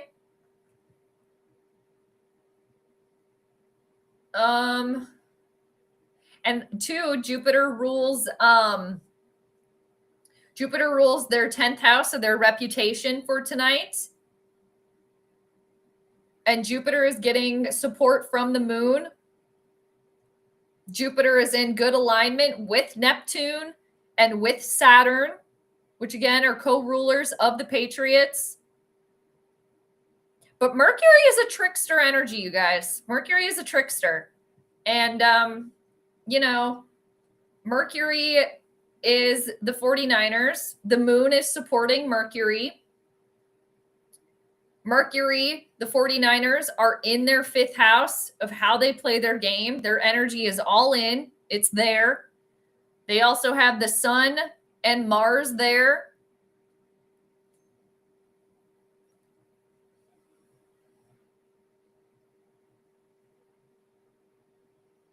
And they also have Venus there.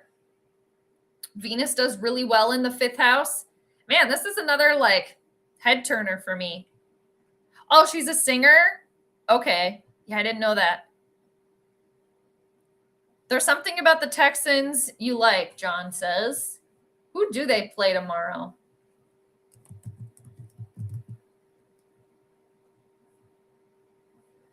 Why isn't it telling me? Oh, the Steelers. Ha! Oh, old he who shall not be named and Adam Thielen. Yeah.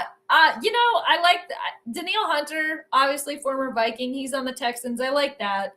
And they're kind of, the last couple of years for them, they're kind of up and coming energy here. So that's kind of fun. Without looking at the chart and just putting my fan hat on, I'm definitely like Texans all the way, for sure. I can't stand he who shall not be named. And like Adam Thielen, like me, he's kind of a little bit of a crybaby, kind of like a drama, little drama. He's got some Leo energy after all. They can be a little dramatic. So, I mean, as a fan, I'm pulling for the Texans all the way. I will, if I don't stream, I will pull up that chart just to look at it. But, all right, we're on commercial over here. All right, let me go back now. Okay, I'm going to go back to 49ers and Eagles and make that prediction. And then we'll go back to Patriots and Chargers. Got to make it a note. All right.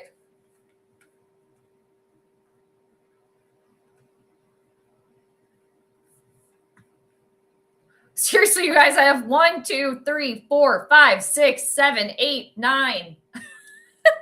I have 9 charts pulled up and 9 tabs pulled up collectively.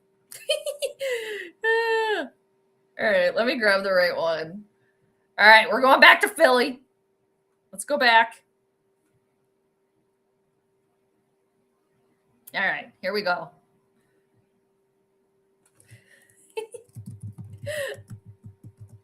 Who are they playing again? 49ers.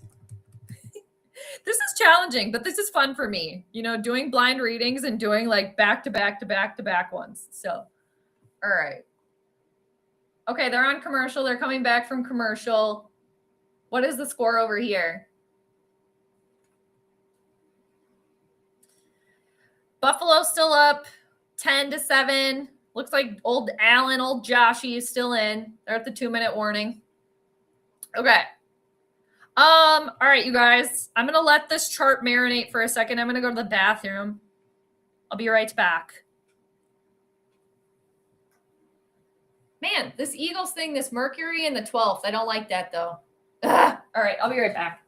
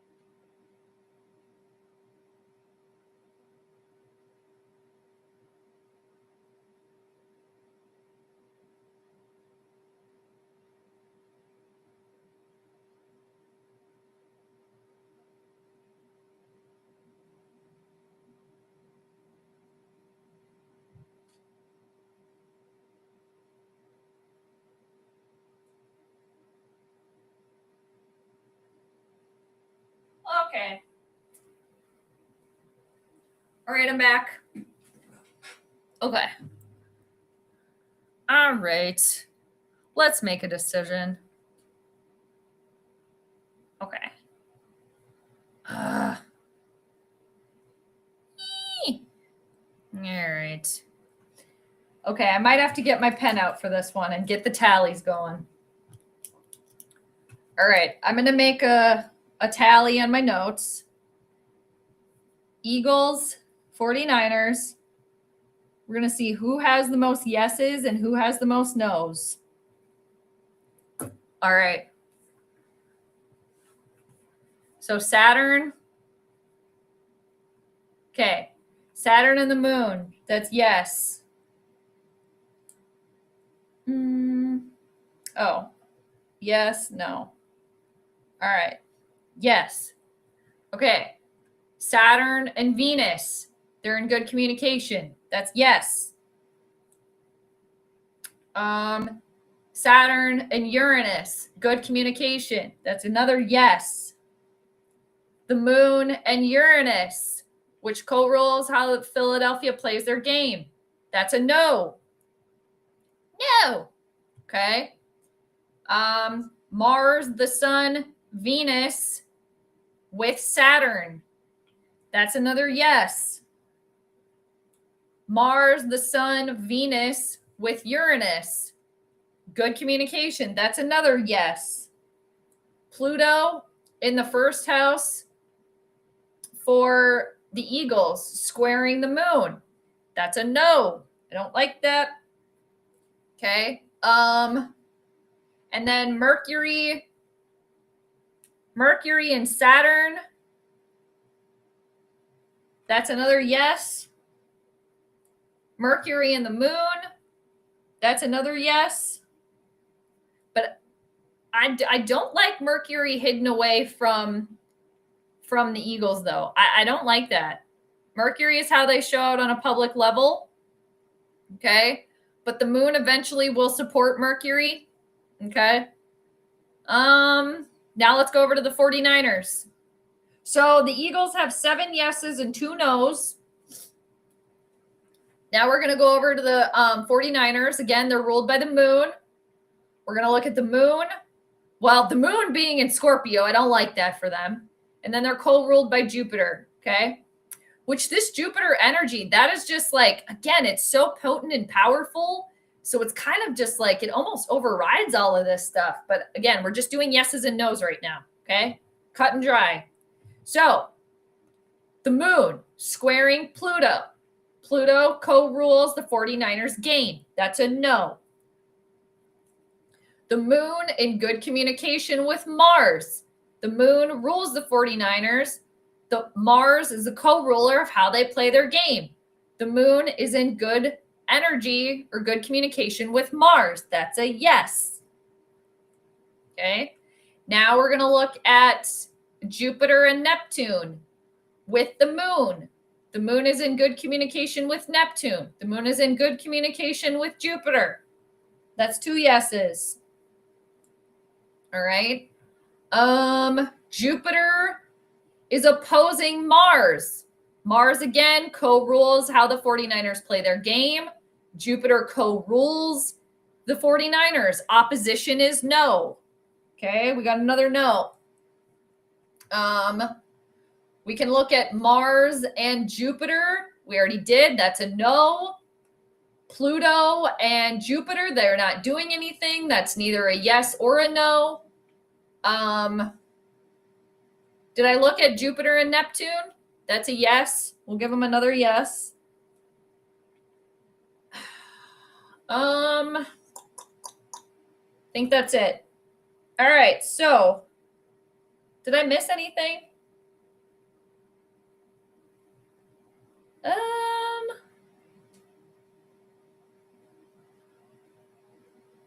I don't think so. All right. So, by my tallies, the Eagles have 7 yeses and 2 nos. The 49ers have 4 yeses and 2 nos. Is there anything else I'm missing? Probably. But I'm going to just make a decision here.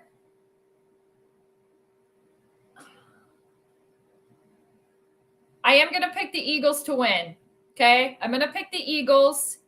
I do feel that there is a possibility, capability for the Eagles and the 49ers to be very close or kind of be maybe like a back and forth kind of thing here. And I do see potential that if like the Eagles kind of get too ahead of themselves, or like, let's say they put up a lot of points and then they kind of pull back the reins a little bit, that could come back to bite them. Okay. I don't like that. I do also see some possibility for the fans to be kind of extra hostile and extra angry, which that could turn out to be because if they lose, right, that could be not too good. And for the 49ers, it's hard for me to look past this like extra energy, this like boost of positivity that they are getting from Jupiter. Okay. But again, going from the yeses and nos, the Eagles have more yeses. But I don't like this Mercury hidden away from them. I also don't like Pluto in the Eagles' first house which again is death and destruction and the ruler of the 49ers game. So it's almost as if the 49ers game could put an end to the Eagles season. Okay. And Saturn is, again, the taskmaster. So the Eagles, they got to stick with it until the end. They can't just like, putter along, putt, and then just come to a complete stop. That's going to be bad for them. And they got to keep their communication good. All right. But yeah, I'm going to pick the Eagles to win. Let's see here about the points. Let's see here. So we're going to mainly look at Saturn and Venus and Mercury. So Venus is at 22 degrees of Capricorn. Saturn is at 26 degrees of Pisces. So maybe like 4 points. The moon will be next to, let's see, make communication with Mercury. Mercury rules the Eagles' 10th house. The moon is at 5 degrees. Mercury is at 15. That's obviously 10-degree difference. Another thing, too, is that back to Venus at 22 degrees and 54 minutes. Saturn, the ruler of the Eagles, is at 26 degrees and 53 minutes. So between 54 and 53, that's obviously a 1-minute difference. I'm going to say like 4 points.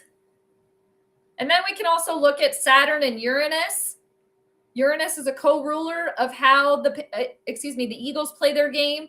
Uranus is at 27 degrees and 41 minutes. Saturn at 26 degrees and 53 minutes. So 27 and 1, that's a 1-degree difference. 41 and 53, that's 12 points. Yeah, I'm going to say like somewhere in the range of like 4 to 12 points, something like that. Yeah, I'm going to say Eagles by 4 to 12 points, 4 to 10. I'll say 4 to 10. Because again, the moon and Mercury, moon at 5 degrees, Mercury at 15. I'll say 4 to 10 points for the Eagles. But I do see some possibility for the 49ers to go in there and surprise them. I definitely do see that. All right. We're almost at halftime here for Buffalo and Jags. I'm going to stop sharing for this one. All right. Texas, what do you got? The 49ers defense can't rush the quarterback. Eagles could have 200 yards rushing today. Okay. So that information is good too, especially like, when the astrology isn't like there's good and bad for both. Like that's where I'll look at like the quarterbacks, like the astrology that I can find for like the quarterbacks to kind of see if I'm getting more information there. And I'll also look at like the head coaches astrology that I could find, which I didn't look at here. So let's just take a look at that quick. What is it? Nick Sirianni. That's right. I feel like I've looked up his birthday so many times. So he's a Gemini. Okay. Gemini, or, his sun sign is Gemini. So Gemini's ruled by Mercury. The moon is going to be supporting Mercury. That's the next line of communication the moon is going to make. All right. So Shanahan, what is Kyle Shanahan? I feel like Shanahan is a Scorpio. Shanahan is a Sagittarius. So his sun sign is Sagittarius. Oh, he was born in Minneapolis? Interesting. So old Shanahan was born December 14th. So Sagittarius, his sun sign is in Sagittarius. So who Kyle Shanahan is at his core is a Sagittarius. Sagittarius is ruled by Jupiter. Okay? You guys. And that's the co-ruler of the 49ers today is Jupiter. Jupiter, the greater benefic planet. Old Shanahan coming in there. Making problems for the Eagles.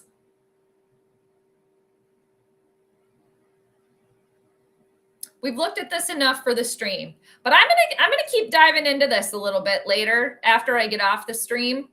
And I'll circle back, obviously, and I'll go over these. Because again, obviously you guys know this. I just pulled these up right now and didn't look at them ahead of time. So just kind of doing blind readings here, which is good. Again, it's good practice for me. But it's just easy to miss things too when I didn't get a chance to look ahead of time and take notes. Yeah, I will say though that if the 49ers do pull it out, that it will be because of old Big Daddy Jupiter coming in there and having that extra luck and positivity and blessings for the 49ers. And if the Eagles do shit the bed, I will think it is because in part that the 49ers do have the support of Jupiter. And also the thing for the Eagles that I do not like for them is they have Mercury hidden away from them in their 12th house of hidden enemies. Okay. So Nick Sirianni being kind of a mercurial, could that be some sort of call that he makes, which is a little bit questionable, maybe putting his team in a trepidatious situation. And Mercury also rules how the Eagles show out on a public level tonight. So could they be embarrassed, and kind of put in their place tonight too? I do see a possibility for that. All right. But, eventually you got to just make a decision. So, but those are the things. Again, I'm picking the Eagles by 4-10. But again, if the 49ers do get the victory, I will, I'll come back and look, and I could equate it again to really Jupiter coming in clutch there and Mercury being hidden away from the Eagles. I don't like that for them. Okay. Now back to, let's see. Allen has taken a beating so far. He's been in the ominous blue tent 3 times already today? Really? They're on freaking commercial. Okay. Interesting. We'll see how that plays out. All right. Now, the final one for today. We're going to go back to Patriots and Chargers.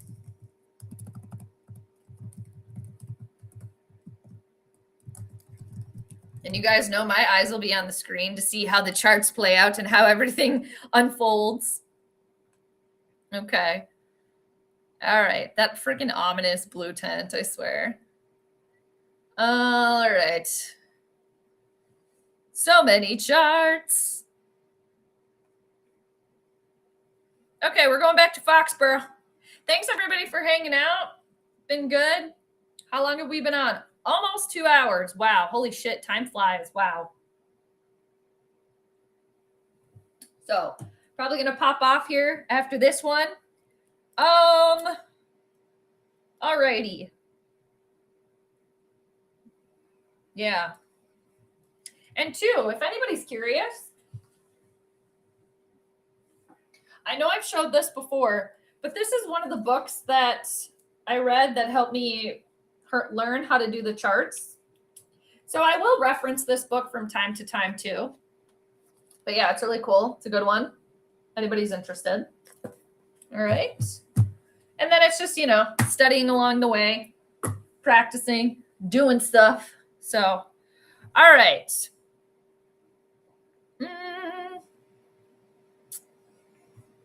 And, too, every chart is different and for every game. But as the day goes on, and things kind of play out, especially because the moon, is the co-ruler of every chart, and she's in Scorpio for every single game today, and in the combusta zone and in Scorpio. She doesn't feel comfortable there. So it'll be interesting to see, kind of how things play out, and if that gives us a little bit of like a preview for the next games. Like if, the Bills, Jacksonville kind of gives us a little preview of maybe what to expect with like the moon in Scorpio, for the Eagles, 49ers, and then for tonight, Chargers, Patriots. So we'll kind of see how everything, obviously manifests.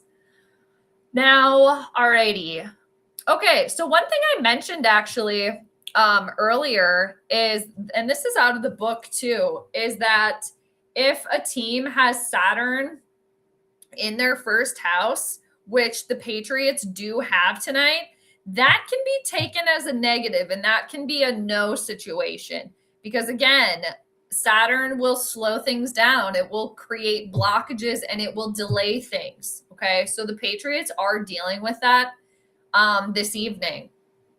Again, I might just make a little chart here, just like I did for the Eagles and the 49ers. So I'll make a little yes and no column here, and we'll see which team has more yeses and which team has more nos.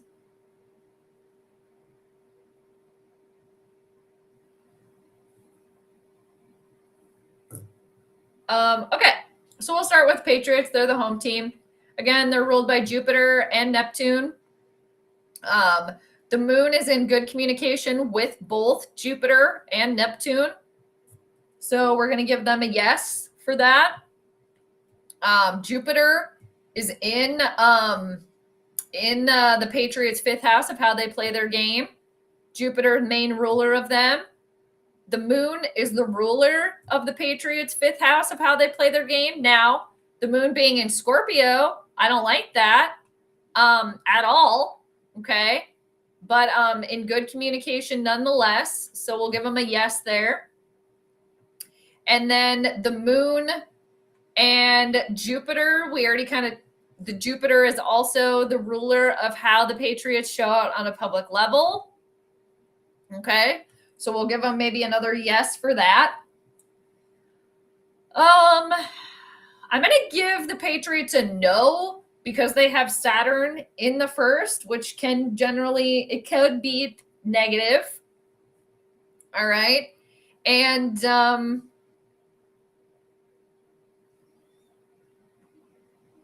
another thing that I don't necessarily like for the Patriots is that Jupiter, which rules them, is in their fifth house, but it's kind of like moving away from Neptune, which is the co-ruler. All right. Now, okay, so Patriots have 2 yeses and 1 no. Another thing we'll take a little peek at here in this chart is, again, the part of fortune. It's an Arabic lot, the part of fortune at 20 degrees of Scorpio. That's in good communication with Jupiter, that being the Patriots. Also in good communication with Neptune. In good communication with Saturn. All right, so we'll give them another yes for that being the Patriots. And then we're going to go look at the Chargers. Again, they're ruled by Mercury. SpongeBob No Pants. How's it going? Thanks for stopping by. Oh, I'm just doing some astrology predictions here for the NFL games that are going on today. That's what I'm doing. What are you up to? All right. I like seeing people from Twitch stop by. Hi, T-Bass. Good to see you. I was wondering if you're going to stop by. I did get your email. I will be responding. I really appreciate your feedback very much. I read over it, but I'm going to go back to it, and I have to put all that stuff in my feedback notes and all stuff like that. So I really, really appreciate your feedback. It was really, really great feedback. Thank you so much for getting back to me. And thank you for allowing me to do the session. I really enjoyed it. So yeah, such a stunner. Yeah, that Zeba. So yeah, I got your email and I will be responding to it. So thank you so much for your feedback, though. I really do appreciate it a lot. And specific feedback too, which I really, really, really helps me. So thank you. All right. So let's see here. Okay, so Chargers, we're doing yes and no's. Mercury, I don't know, you guys. I feel like the Chargers might. Let's see. Yes, it was very helpful. Yep, it was very helpful, and I appreciate that. Like, that's probably been some of the. I mean, I've gotten some good feedback, and then I've gotten some like, that was okay. It was very good. It is very detailed, and I really appreciate it. So it is very, very helpful. Like, all of the feedback is so helpful because then I go back to my notes.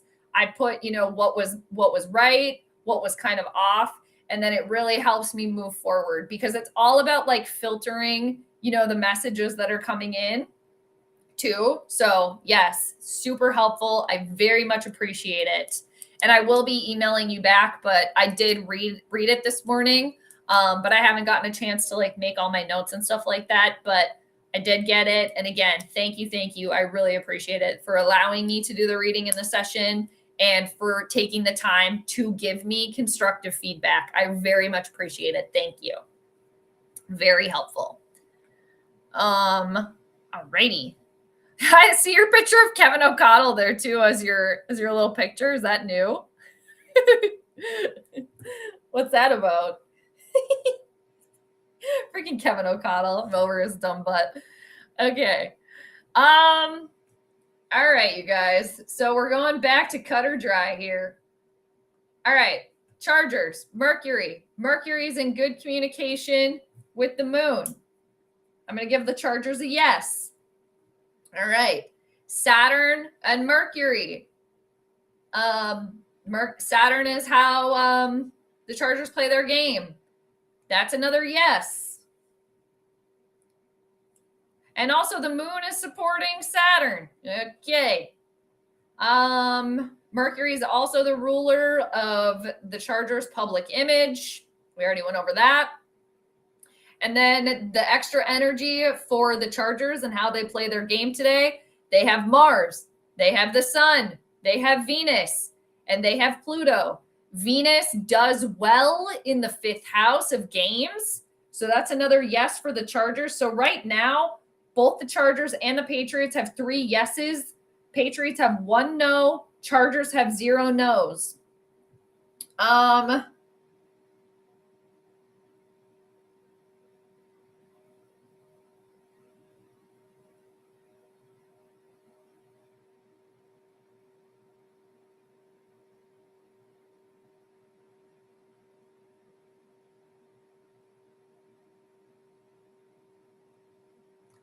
And also the moon is supporting Mars and the sun and Venus. That's another yes.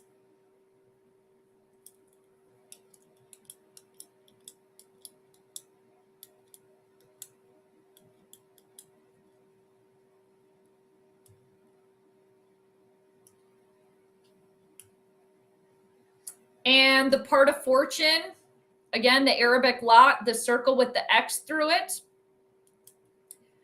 is in good communication with Mars and the sun and Venus, all co-rulers for the Chargers game tonight. That's another yes for them.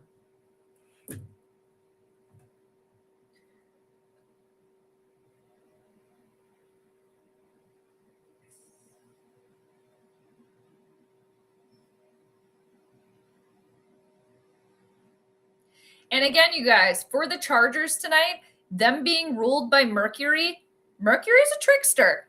It's trickster energy. And Saturn ruling the Chargers' 5th house of how they play their game, right in the Patriots' 1st house. And again, Saturn will create blockages and will stop things. So it's like, is the Chargers game tonight going to put a stop to the Patriots? I could see that as a possibility.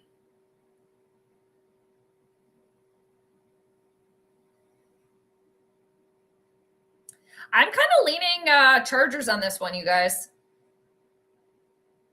And again, I'm just doing blind reads, so we'll see how everything turns out. I used to have it up a few years ago when everyone was still a huge Kevin O'Connell fan, and when I was calling him out as a fraud.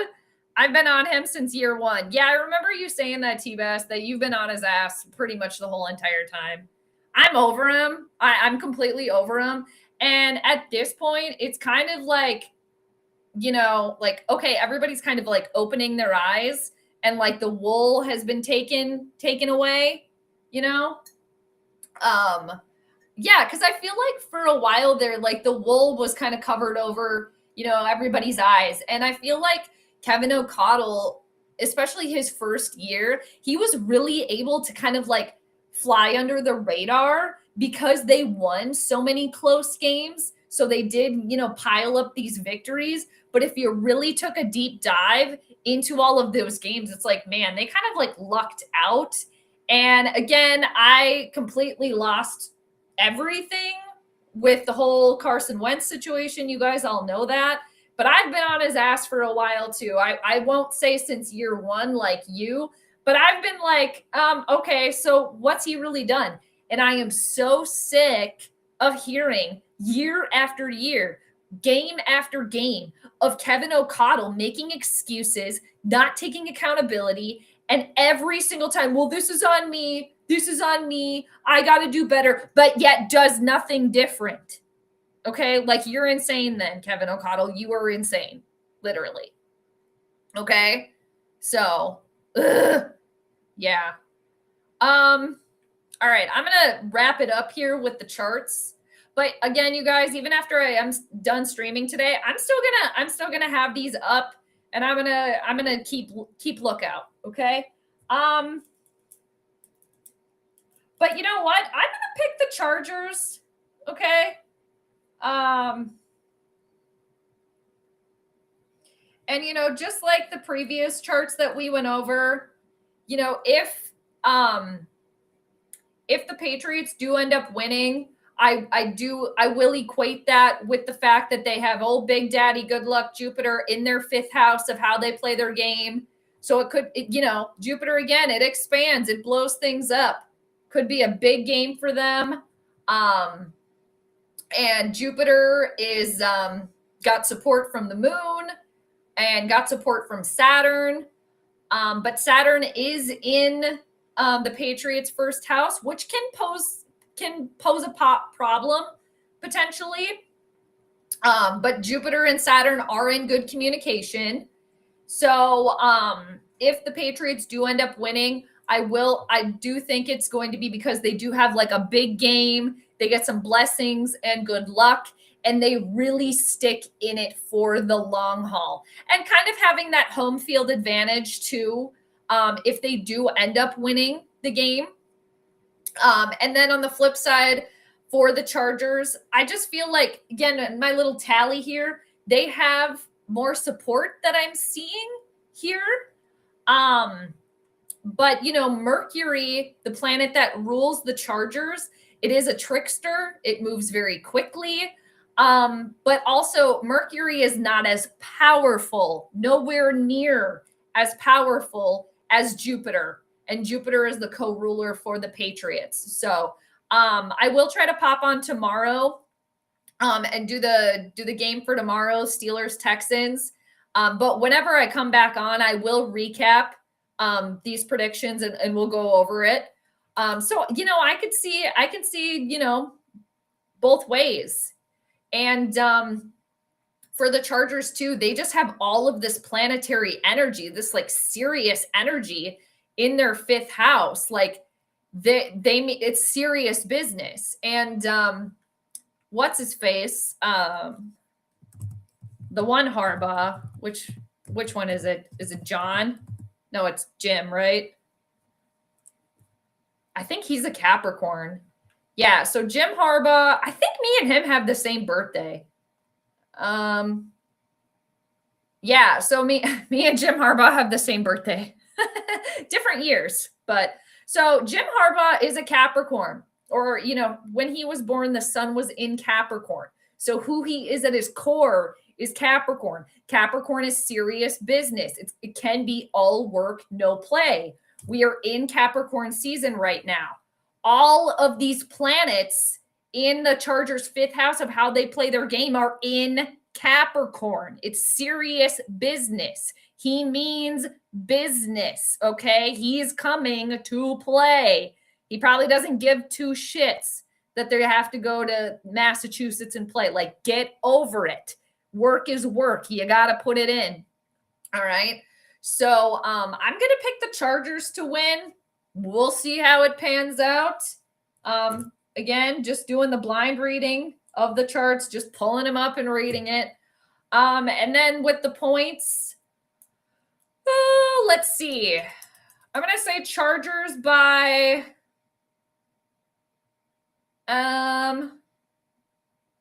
like 8 points. I'll say like 8-2. And I say that because the moon, again, the co-ruler of the chart, at 7 degrees, 7 minutes of Scorpio. Next line of communication will be to Mercury, that being the Chargers. Mercury is at 15 degrees and 53 minutes. The difference between, 15 and 7, that's 8, right? Right? 8 plus 7? Yeah. So that's where I got the 8. And then Mercury at 15 degrees, 53 minutes of Capricorn. Saturn is the ruler of how the how the Chargers play their game today. Saturn is at 26 degrees and 54 minutes. So 26 and 15, that's 11. So yeah, I'm going to go Chargers by 8 to 11 points. Okay. We'll see how everything pans out. All right. But it's been over 2 hours now. Been looking at the charts, but I'm going to keep looking at them, like I said, though, you guys, throughout the day. So appreciate everybody hanging out. And yeah, we'll see how everything pans out. And I always go back and check my work, just like I did with the games earlier today. So my space heater turned off. I'm going to turn it back on. It looks like it's still 10-7 over here in Jacksonville. And no, this is not moonshine, you guys. It's water. All right. 3rd and 5. It looks like there's a penalty. I'm getting kind of hungry too, so I might sign off and go have some sort of snack here, something to eat. All right. What else you guys got here? Let's see here. Oh, we got that one. You know, I haven't. There are astrologers that specialize in that. One of the big signs that's really associated with the stock market is Taurus. Taurus is like business and money. But I have thought about that. There are astrologers that do that. And I know some like general things to kind of like look out for in regard to like the stock market and money. I wish I knew more and was more knowledgeable about the stock market itself. And that would be maybe something I want to learn more about. But there are astrologers that do that. But I will say that like when the moon is in Taurus, because Taurus is associated with the stock market, and the moon is what's called exalted in the sign of Taurus. So the moon feels very comfortable in the sign of Taurus. So sometimes when the moon is in Taurus and the moon is getting good communication from, let's say, like Jupiter and Venus, that could bode well for the stock market because the moon is kind of like the ebbs and flow. Jupiter is associated with positivity and blessings and big things. Venus is associated with money. Venus is the ruler of Taurus. So I've seen kind of, other astrologers kind of like talk about that and like just what I know about the planets and about the signs. So that could be good things to kind of look out for, like the stock market doing well when the moon is in Taurus. And I think too, how long was it ago that Jupiter was in Taurus? Jupiter was in Taurus, I want to say maybe like a couple of years ago. And that was probably, if we look back, the stock market could have been doing well during that time when Jupiter was in Taurus. For right now, the planet Uranus is in Taurus, and Uranus is a slower moving planet. And again, Uranus is unpredictability. And, that I don't know because I haven't been paying really close attention, but maybe in the past like few months here, since Uranus has been in Taurus, and until Uranus leaves Taurus, there could be kind of a lot of like unpredictable, unstable energy with the stock market because Uranus is in Taurus. I'm going to see how long Uranus is staying in Taurus, actually, because I'm curious. But Taurus is like big, is kind of like, is money and stock market, and it's an earth sign. And then Capricorn is business and can be old money and kind of bigger money too. And Capricorn is another earth sign. So if like there's planets in Capricorn and planets in Taurus, or the moon in Taurus, that could be a big time for like big money, old money, like serious money too. I'm going to see when Uranus is leaving Taurus. Because when Uranus leaves Taurus, that could bring more stability back to the stock market. So Uranus has been in Taurus since 2018, and it's eventually going to leave Taurus in 2026 this year. Let's see when it's actually going to leave. So let's see. When does Uranus leave here? I think in July. Let me go back. Okay, so Uranus is going to make, oh man.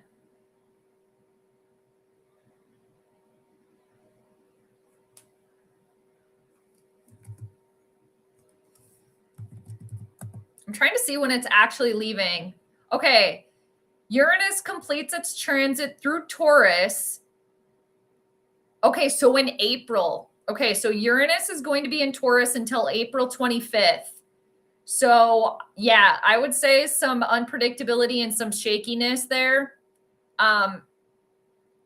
So Uranus is finally leaving Taurus and will move into Gemini on April 25th this year. Okay. So with the outer planets, Uranus, Pluto, Neptune, since they're slow moving, that's like, it's not something that's like overnight, that energy. It's stuff that's like building over time.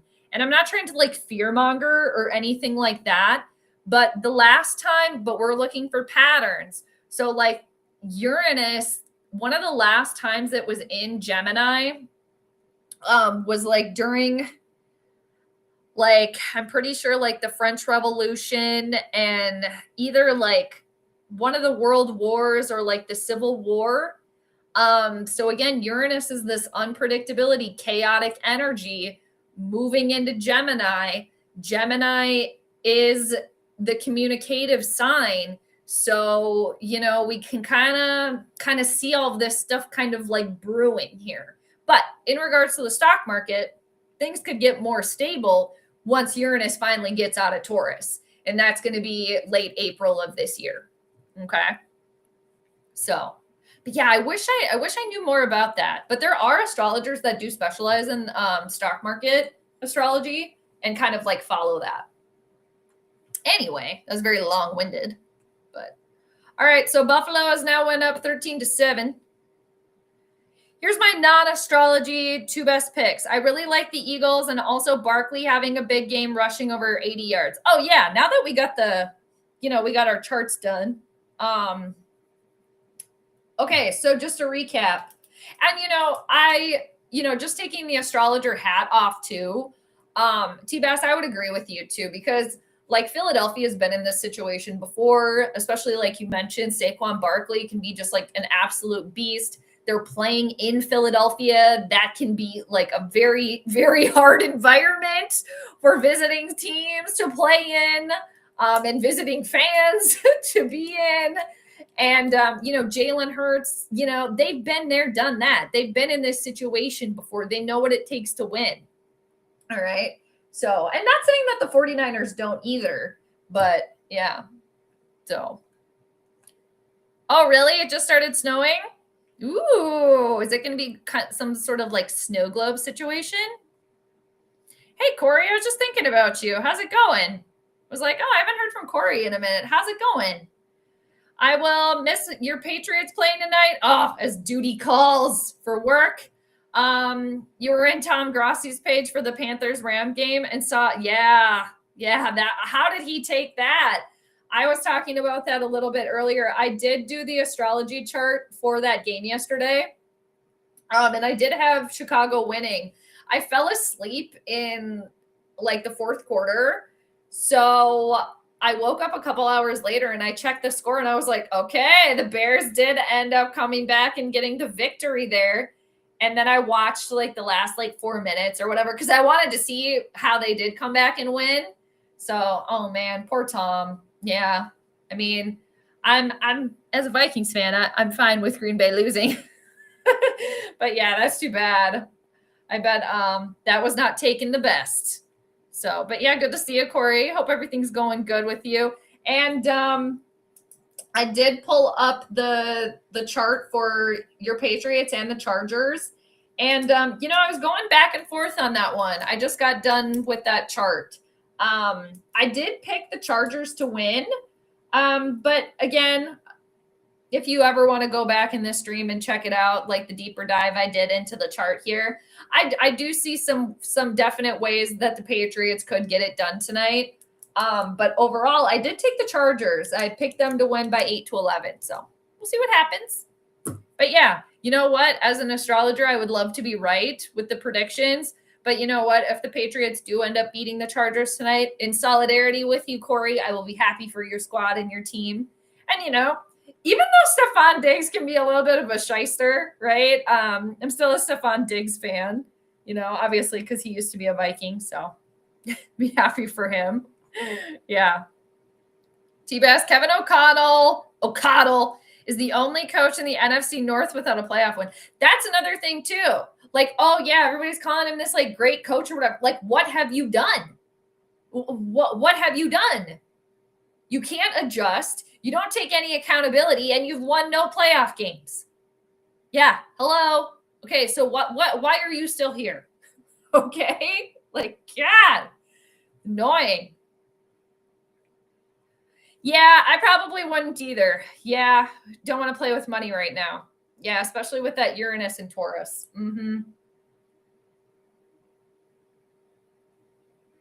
But the one thing about Uranus being in Taurus is that if you do want to, take a little bit of a gamble and kind of do something a little kooky and unexpected, since Jupiter is in the sign of Cancer, Jupiter and Uranus are in good harmonious energy.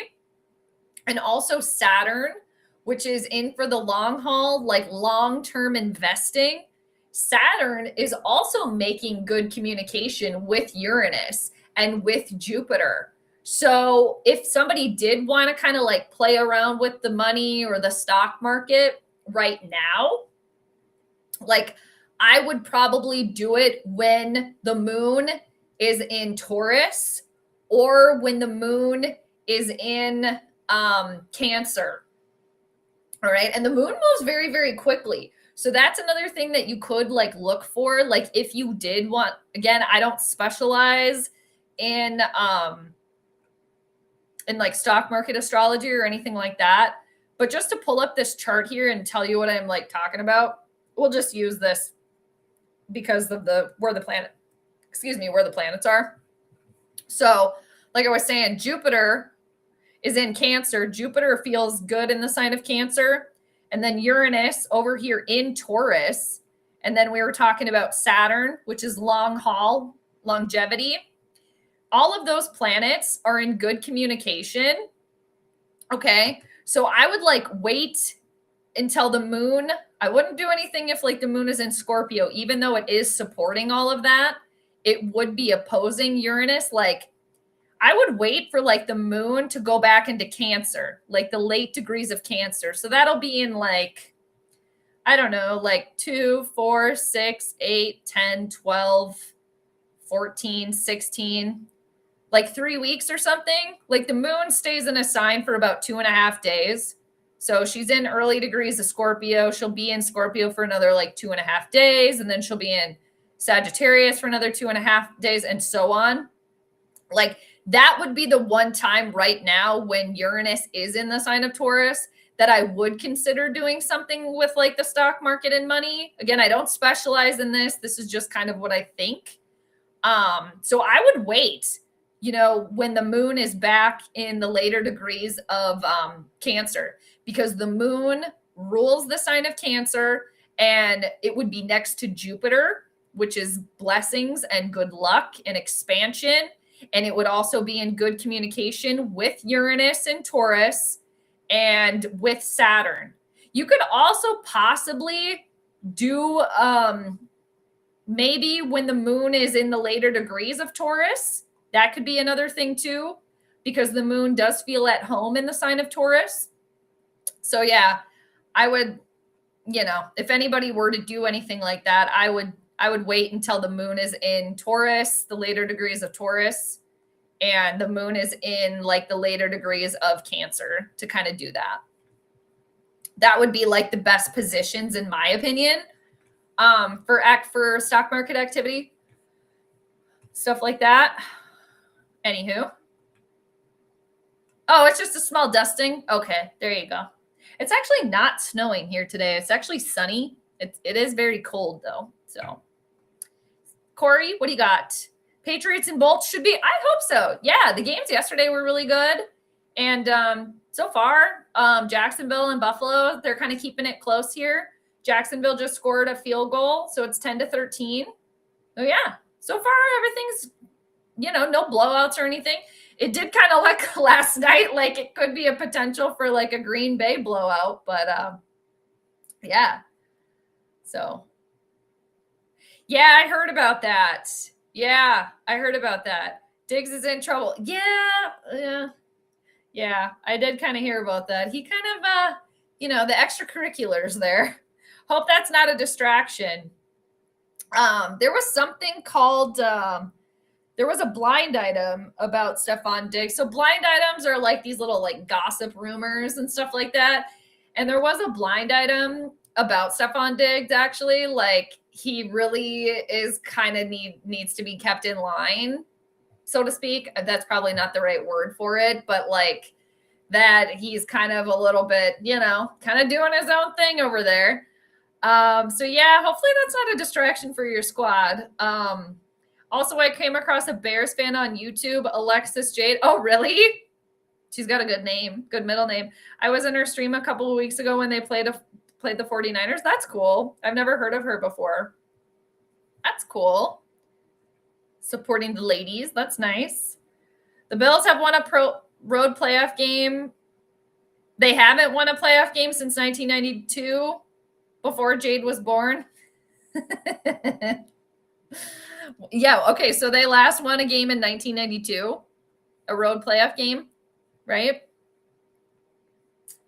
I was technically born before that. A little bit, but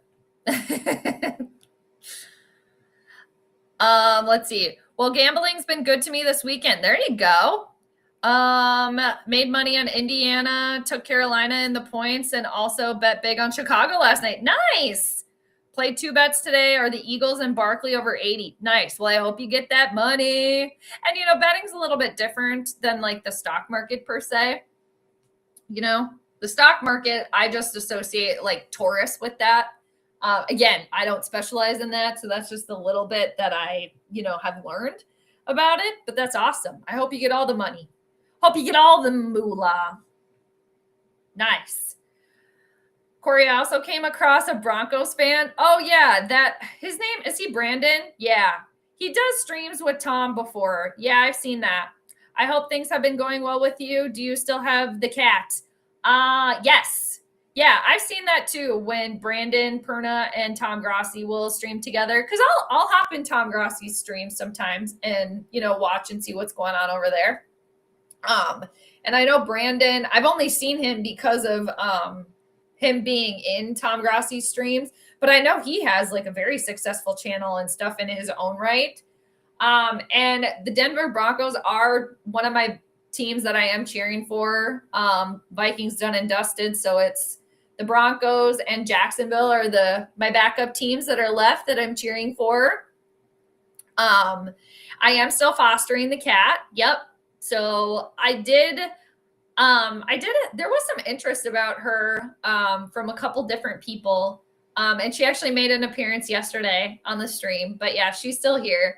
I'm keeping her as a foster until she finds her permanent home, however long that may be. But yeah, she's getting bigger too, which is crazy. But both of them are napping. The cat, I think, is in the cat tower, and my dog is on her spot on the sofa. Yeah. But I made a little like TikTok video or like thing for the kitty to kind of help get her seen. So a lot of people have liked it over there. I think it's got like 1,200 views or whatever. And I think almost like 200 likes. So yeah. And I would like to keep fostering, maybe do another cat, maybe do a dog too. We'll see. But I would like to keep fostering just to help more animals out too. But yeah, kitty's still in the house. Good luck wagering. That's not my game. Yeah. Best of luck, T-Bass. We're all wishing you success, definitely, in getting that money. But I'll do a little gambling like here or there. I feel like, I don't get like too crazy with it because it's like, obviously you have to be okay with losing the amount that you put in. But that's part of the gambling. That's part of the energy, right? Like, ooh, it could be exciting. You could get more. So, I can get down on some gambling sometime. I haven't gambled in quite some time, but every once in a while. Yeah. So, yeah, Corey, Gigi's good. Yeah, she's good. Thanks for asking. I went and did some errands earlier this morning, like before I came on, and stopped for a coffee. I'm finishing the last of my Americano, and Gigi got a pup cup. So she still has a little bit of her pup cup left that she'll probably get later. But yeah, she's doing good. Doing good. We're kind of waiting I wish it would get a little warmer here because we kind of a little bit of cabin fever just because it's been so freaking cold and windy that like the walks have been a lot less. I am really lucky that I have a fenced in backyard. So that's just like amazing. So she can run around and play out there. But obviously it's not the same as like going for a walk and all the smells and stuff. So yeah, like the other day, what was it? I think it was yesterday or the day before. I think it was Friday. I'm like, okay, let's go. We'll go for a walk, even though it's freaking cold as hell. Like we'll bundle up. We'll go at least for a little short walk. And I didn't realize how freaking windy it was. I'm like, oh my God. I mean, we still went for the walk, but seriously, on the way back, it was like the sleet, and both of our faces were just like this. Like even Gigi was just like, ah. So, oh man, you guys, Jacksonville's looking to score here. But yeah, thanks for asking, Corey. She's doing good. And she had her checkup the other day. And yeah, it went good. So negative on all the parasites and all the heartworm and stuff like that. So that's good. And we went to a new vet that we haven't been to. So she made like 3 new friends. So, she likes going because she's such a social butterfly.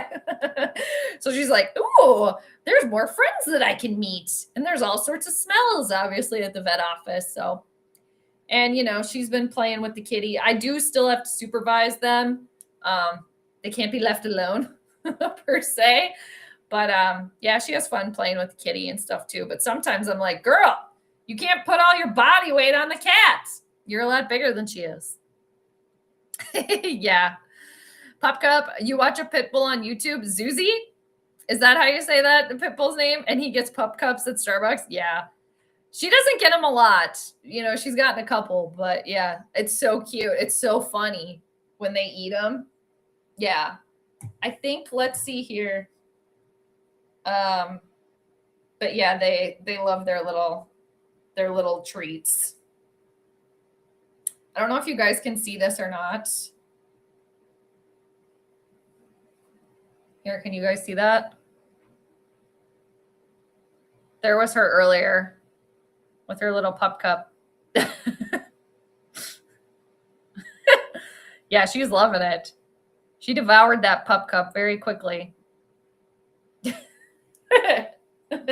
So she's got a little bit left over. Yeah. Anyway, so yeah, that's funny. Yeah, the animals. I love watching the animal stuff too. Yeah, when they get their little treats. I was watching I don't know if it was on like TikTok or Instagram, but I love I love all animals, but I love horses too. And horses, when they get little peppermints, or like little butterscotch things. Oh my God, it's so cute when they get their little peppermint or they'll like, they'll suck on it with their mouth, and like, it's so cute. The horses love their little treats. Yeah, it's adorable. Vikings news today. Let's go Vikings, even though they're in the off season. Let's get a new coach up in here, okay? Vikings news today. Thanks for stopping by. Good to see you. I know, it's so funny. Just like all about it. Yeah. And then she got to meet a new friend at the coffee line too, in the drive-thru or whatever. I rolled down the window so she could say hi. But yeah, all about it. The eyes get really big. Woo! So yeah, but she's doing good. She's I'm trying to teach her. I try to teach her like new tricks like every week or every couple of weeks or whatever, just to keep especially when we've been stuck inside, it's been a lot more like mental game activities. So we're working on, she's really smart. So she picks up stuff. I mean, the animals, they're so smart. We're doing like crazy eights, like through the legs right now. So, and she's pretty much got that down. So yeah. Probably have to move on to the next one. I do have a book though with like all sorts of tricks and stuff in it. I think there's like over 100 tricks in that book and like different levels and stuff like that. So we were working on putting a treat. They call it cookie paw in the book, but it's just putting a treat on their paw and making them wait for it. So, I mean, that took her like one try to get that down. And then the next one is like what they call sad puppy. So that's like, when they put their face on the ground, like they're all sad. So she got that one pretty quick. And then Crazy 8 we're working on, but I'll probably have to choose another one, the next one. So yeah. And I'm not sure what the next one is in the book. We're just kind of going down the line, but she knows a whole bunch of stuff. She knows how to like roll over, shake, high five, twirl, lay down, up, recall, heel, peekaboo coming through the legs. She knows how to put her toys away back in the toy box. I'm also trying to get her to like know her toys individually. So kind of like focusing on like one toy and like knowing what that is. So yeah, anyway. John Harbaugh to the purple. What? Wouldn't that be interesting? Or Kevin Stefanski coming back to the purple, but as head coach, or Mike McDaniel. Yeah, I've heard all sorts of rumors and rumblings. Yeah, there's all sorts of stuff going on. I just don't see Kevin O'Connell getting fired. I mean, I think McDaniel would come as like an offensive coordinator, but it's like, would Kevin O'Connell be willing to give up the play calling there? I don't think he would. I feel like he's got an ego problem. All right. It's like he gets in his own freaking way. But for one, I would be totally okay with like a new coach for the Vikings. I feel like we've seen enough out of Kevin O'Connell. And I feel like, again, I think his ego kind of gets in the way. And I think he like is too much in his own head, like thinking about like himself as a quarterback, or like still kind of like bitter that him as a quarterback like didn't work out in the league. So it kind of like gets in the way. Oh, Jacksonville just scored a touchdown. All right, they take the lead. Go Trev. All right. Nice. Yeah, I did pick Buffalo to win this one, but you know what, you guys? I would be happy for Jacksonville if they won. And you know how I do. I will go back to the chart and see what I missed. And then just looking at the chart, yeah. Let's see. Yeah, Mars and Saturn looking good for Jacksonville. Yeah, we'll see. I mean, there's still some game to be played, so you never know. But I'll have my eyes peeled on the charts. You guys know that. All right, you guys, I'm probably going to pop off here, though. Anybody have anything else? Almost 2:30. I've almost been on for 3 hours. It's been fun. All right, Jacksonville takes the lead 16-13. There's 12:55 left to go in the fourth. Yeah, there's sunshine. All right. So yeah, I will be keeping my notebook. Corey, my nerd notes, okay? Over here. And yeah, it was good practice again for me to just do the blind reads and see what happens. And we'll see how everything plays out. I will try to pop on tomorrow to kind of finish, and hold strong and do every single game. But if I don't make it on live tomorrow, I am going to pull up the chart for tomorrow's game, and I will write that down, and I will share eventually what I do get. So yeah, that's kind of the plan. Again, it's the Texans and Steelers, so I have to pull that up. But yeah, other than that, I got my animal communication stuff. I'm probably going to go do that for the rest of the afternoon too, and then just kind of like keep the game on the very low volume and kind of go through my animal communication class, my courses and stuff like that, my modules. And then we got meetings coming up. I got my class coming up too this week. So let's see. Jags and Texans will be tough in the playoffs. Oh, if the Colts made it in the playoffs, Jones versus Darnold. Oh my gosh, I keep forgetting about our Darnie too. Yeah, wouldn't that have been wild? I'm cheering for Sam Darnold too and the Seahawks like all the way. I want to see him do well. I would be so happy for him if they made it all the way. I mean, he's already made it into the playoffs, too. So like good for him. Really happy about that. And yeah, we'll have to see what transpires. So yeah. At least we get a little something different. Like no more Kansas City. So like, sorry, you guys have had your turn. Now it's somebody else. So, but I'm happy for Trevor Lawrence too, to kind of see all this kind of come to fruition because I am a Trevor Lawrence fan. So nerd notes. Yeah, Corey, I thought you'd like that. Reaper Cobra, thank you. You too. I hope you have a wonderful day as well. Oh my God, I forgot they have a pool at Jacksonville, you guys. Oh, here's the kitty. She's coming in. Oh, actually, I have to give the kitty some lunch.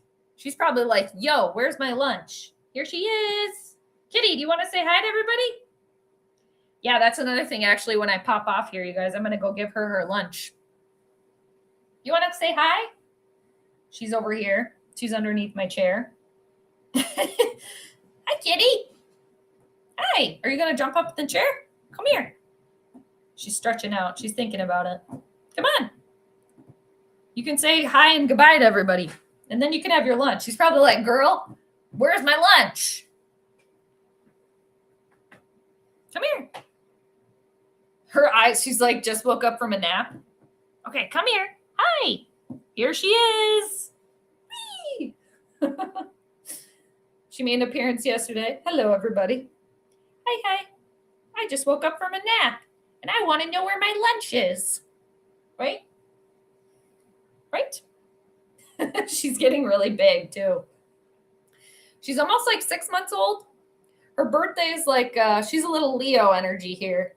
Her birthday's like late July, early August. That's kind of what they have her birthday as. Do you want some lunch? Would you like some lunch? She's purring, you guys. She enjoys being here. She sends all of her good energy to you guys, okay? All right. So now Jacksonville's up 17-13. Hi, Mark. How are you? Good to see ya. Mars attacks. All right. Yeah, she is getting big. One thing, I'll hold her like this, and we'll chase after Gigi. And I'll be like, get her. And then Kitty will like, put her paws out to Gigi. She'll kind of like paw. Aw, thanks, Corey. Yeah. Mars attacks. And she's got a really fluffy tail. You guys see it? Kind of hard to see. Her tail is so fluffy. Here she goes. she's got such a fluffy tail. Yeah. All right. Please don't jump on my shelf. Ah! Oh, there she goes. All right, she's sitting on the nerd notes. All right. Kitty had to make an appearance. Okay. But yeah, if you guys know anybody too in, Minnesota or like the surrounding states or whatever that would like a cat, she is up for adoption. My email is in the description. So if you know anybody, yeah, she's a nice girl. Oh, there she goes. She's a nice girl. All right. I know, that's what I was thinking too.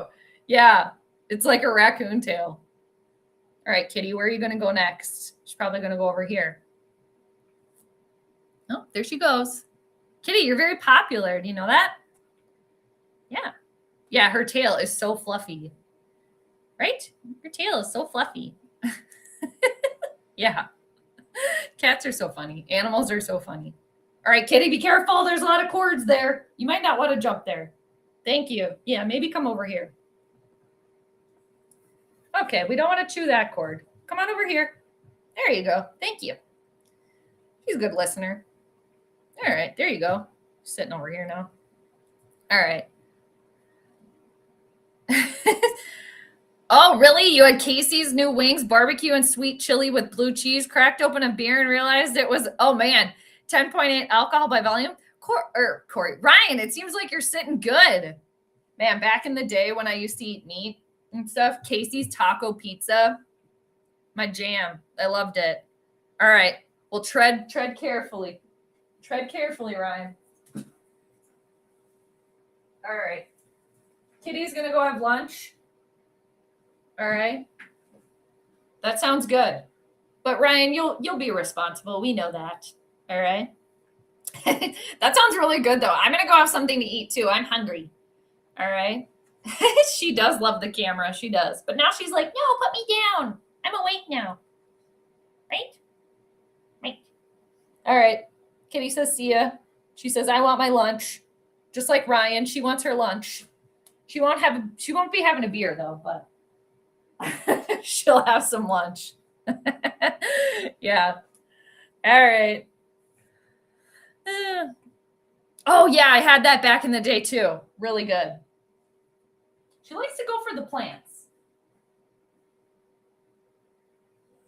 She scampers off. She knows better. She scampers off. She's so cute. Now she's just looking at me like, sorry.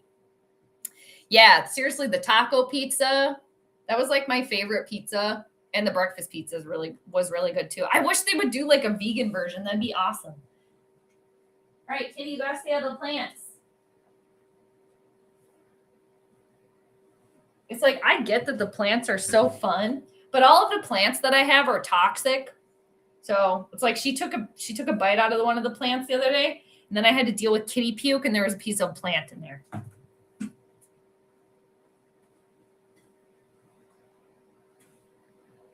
All right. She's scampering off. She's like, okay. All right. Thanks, Corey. Yeah, it's good to see you. Thanks for stopping by. Always good chatting with you. Thank you.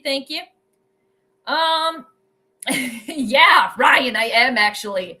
Yeah, I can't even remember what it is, if it's like before the 90 days or 90 day or whatever, but yes, I am watching. Yeah. Are you guys watching too? I'm assuming you are. Yeah, I am watching that. Let's see. I can't remember their names. I can never remember their names. But like the guy that went to meet his girlfriend, I think, are they in the Philippines? I really like both of them. I like her and him.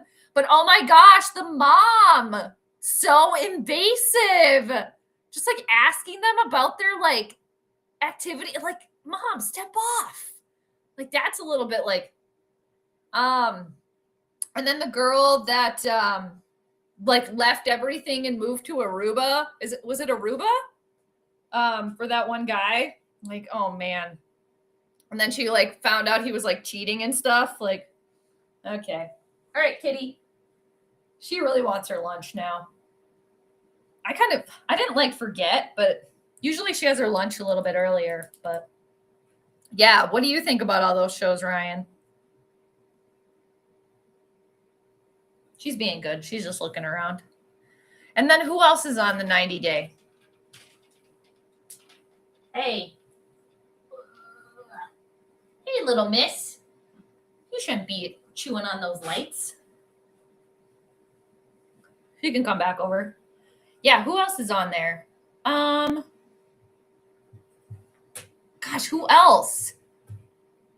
Oh, there's I think the one woman that went to like Australia or New Zealand with the blonde guy. I don't know. They could maybe work out. And then let's see, who else? Oh, the guy with the invasive mom that went to the Philippines. Yeah, I like them too. I really like them. Like he seems okay, Kitty. She's so cute. Kitty. She's watching the monitor now. She's watching TV. Gigi doesn't really watch TV, but the kitty will watch TV. She likes to watch TV sometimes. Yeah, I like them. I think he seems really nice. And I think she seems really nice too. But yeah, the mom, like asking them about their little, like, step off. Like, that's not your business, okay? Like, you can be there and support, but like, you know, maybe like step off of that. And then, yeah, who else? I'm drawing a blank. Who else is on there? She's playing with this now, with the little roller, the face roller. She's playing with that. You can play with that. Oh, the French couple. Yes. He's from the US, but she's French. Yeah, she doesn't like them. The Kim Kardashian wannabe. Oh, God. Yeah, they moved in with her parents. They moved to Marseille. I've been to Marseille, France before. I freaking loved it. It's right on the sea, right on the Mediterranean. It is. I loved Marseille so much visiting there. But yeah, they seem a little bit like, I don't know if they're going to work out. Like they just kind of seem like, yeah. I mean, I hope for the best for them just because they've been together, I think, for a while. And like they have their kid together and stuff. But yeah, seems like a little, but they did just buy their new house, right? They got a new place. So they'll be able to move out of her parents' house, maybe having some space and stuff. Maybe that might be a little better for them. But yeah. So, and then who else is on there? I can't remember. We got about 2 minutes until 3 hours. I'm going to pop off at the 3 hour mark. But yeah, I think who I can remember on the show, I think the guy and that went to the Philippines to meet his girlfriend again. I do not remember their names. I think they're probably like my favorite. They seem nice. Like he seems nice. They seem to like generally really like each other. Oh my gosh. And then the one guy, oh my gosh, the guy, is it Joven? That married she went for the lighter. I have it for my candles back here. that married the girl without ever meeting her. Like they got married online. Oh my God. Like he seems nice and everything, but like what? Okay.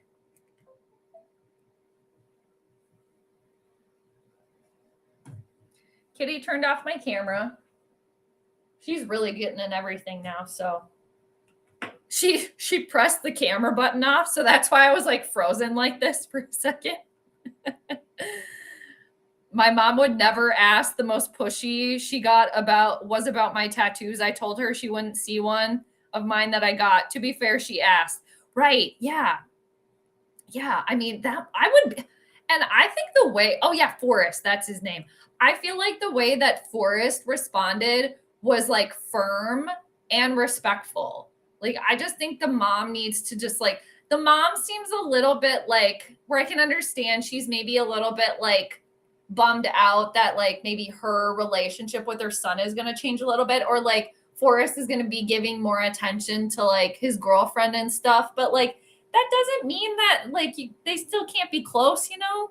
But it seems like she's kind of going through her own thing, you know, now that, you know, Forrest and his girlfriend, gosh, what is her name? But yeah, I really like those two. But yeah, my mom would never do that either. So, I mean, when she was like asking that in the car, it's like, oh my God, that's so embarrassing. Anyway. All right, you guys, I just hit the 3-hour marker. Buffalo just took the lead here, you guys. We got a whole bunch of bison on the screen. Looks like a touchdown, Buffalo. So they're currently up 20-17. 8:56 to go. Now Kitty's sitting by the space heater. Yeah, Kitty, that's nice, isn't it, by the space heater? It's nice and warm. All right, you guys, thanks so much for hanging out. I appreciate yous. Just a recap. I have the Bills over the Jaguars by 5-12. Eagles over the 49ers by 4-10. And Chargers over the Patriots by 8-11. We'll see how everything pans out. All right, I am going to try to pop on tomorrow to do Texans Steelers. But if I don't, I'll pull up the chart and do my own prediction, and then we'll recap it next time. So I'm trying to stick with and keep practicing and do all the NFL playoff games. So yeah, keep up the practice and all that good stuff. But it was really good to see everybody, talk to everybody. Thanks for being here. I appreciate all of you. Take care. Be good. Stay cool. All that good stuff. What are you watching, an NDSU game? What?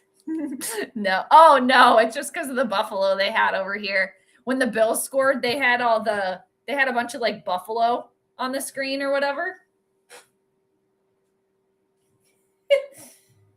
Kitty's playing with my shoe now, or my slipper. Yeah. No, not watching NDSU. They're the Bison though too, aren't they? Bison and Buffalo, right? Yeah. We could keep talking about animals too, but I was watching a video too of somebody that was showing their like homestead where they had some bison. Kitty. So yeah, it was really cool. My grandparents had a buffalo, and then she had a baby growing up, so I always remember seeing her. Oh, there goes the light. Kitty knocked that down, but all right, she wants her lunch, you guys. She's all up in the space, but that's okay. She's just being a kitty. All right, you guys, take care. Hope you have a great rest of your day whenever you happen to be watching this. All righty. So I'm going to go give Kitty lunch. I'm probably going to have a snack. So I'll talk to you later, everybody.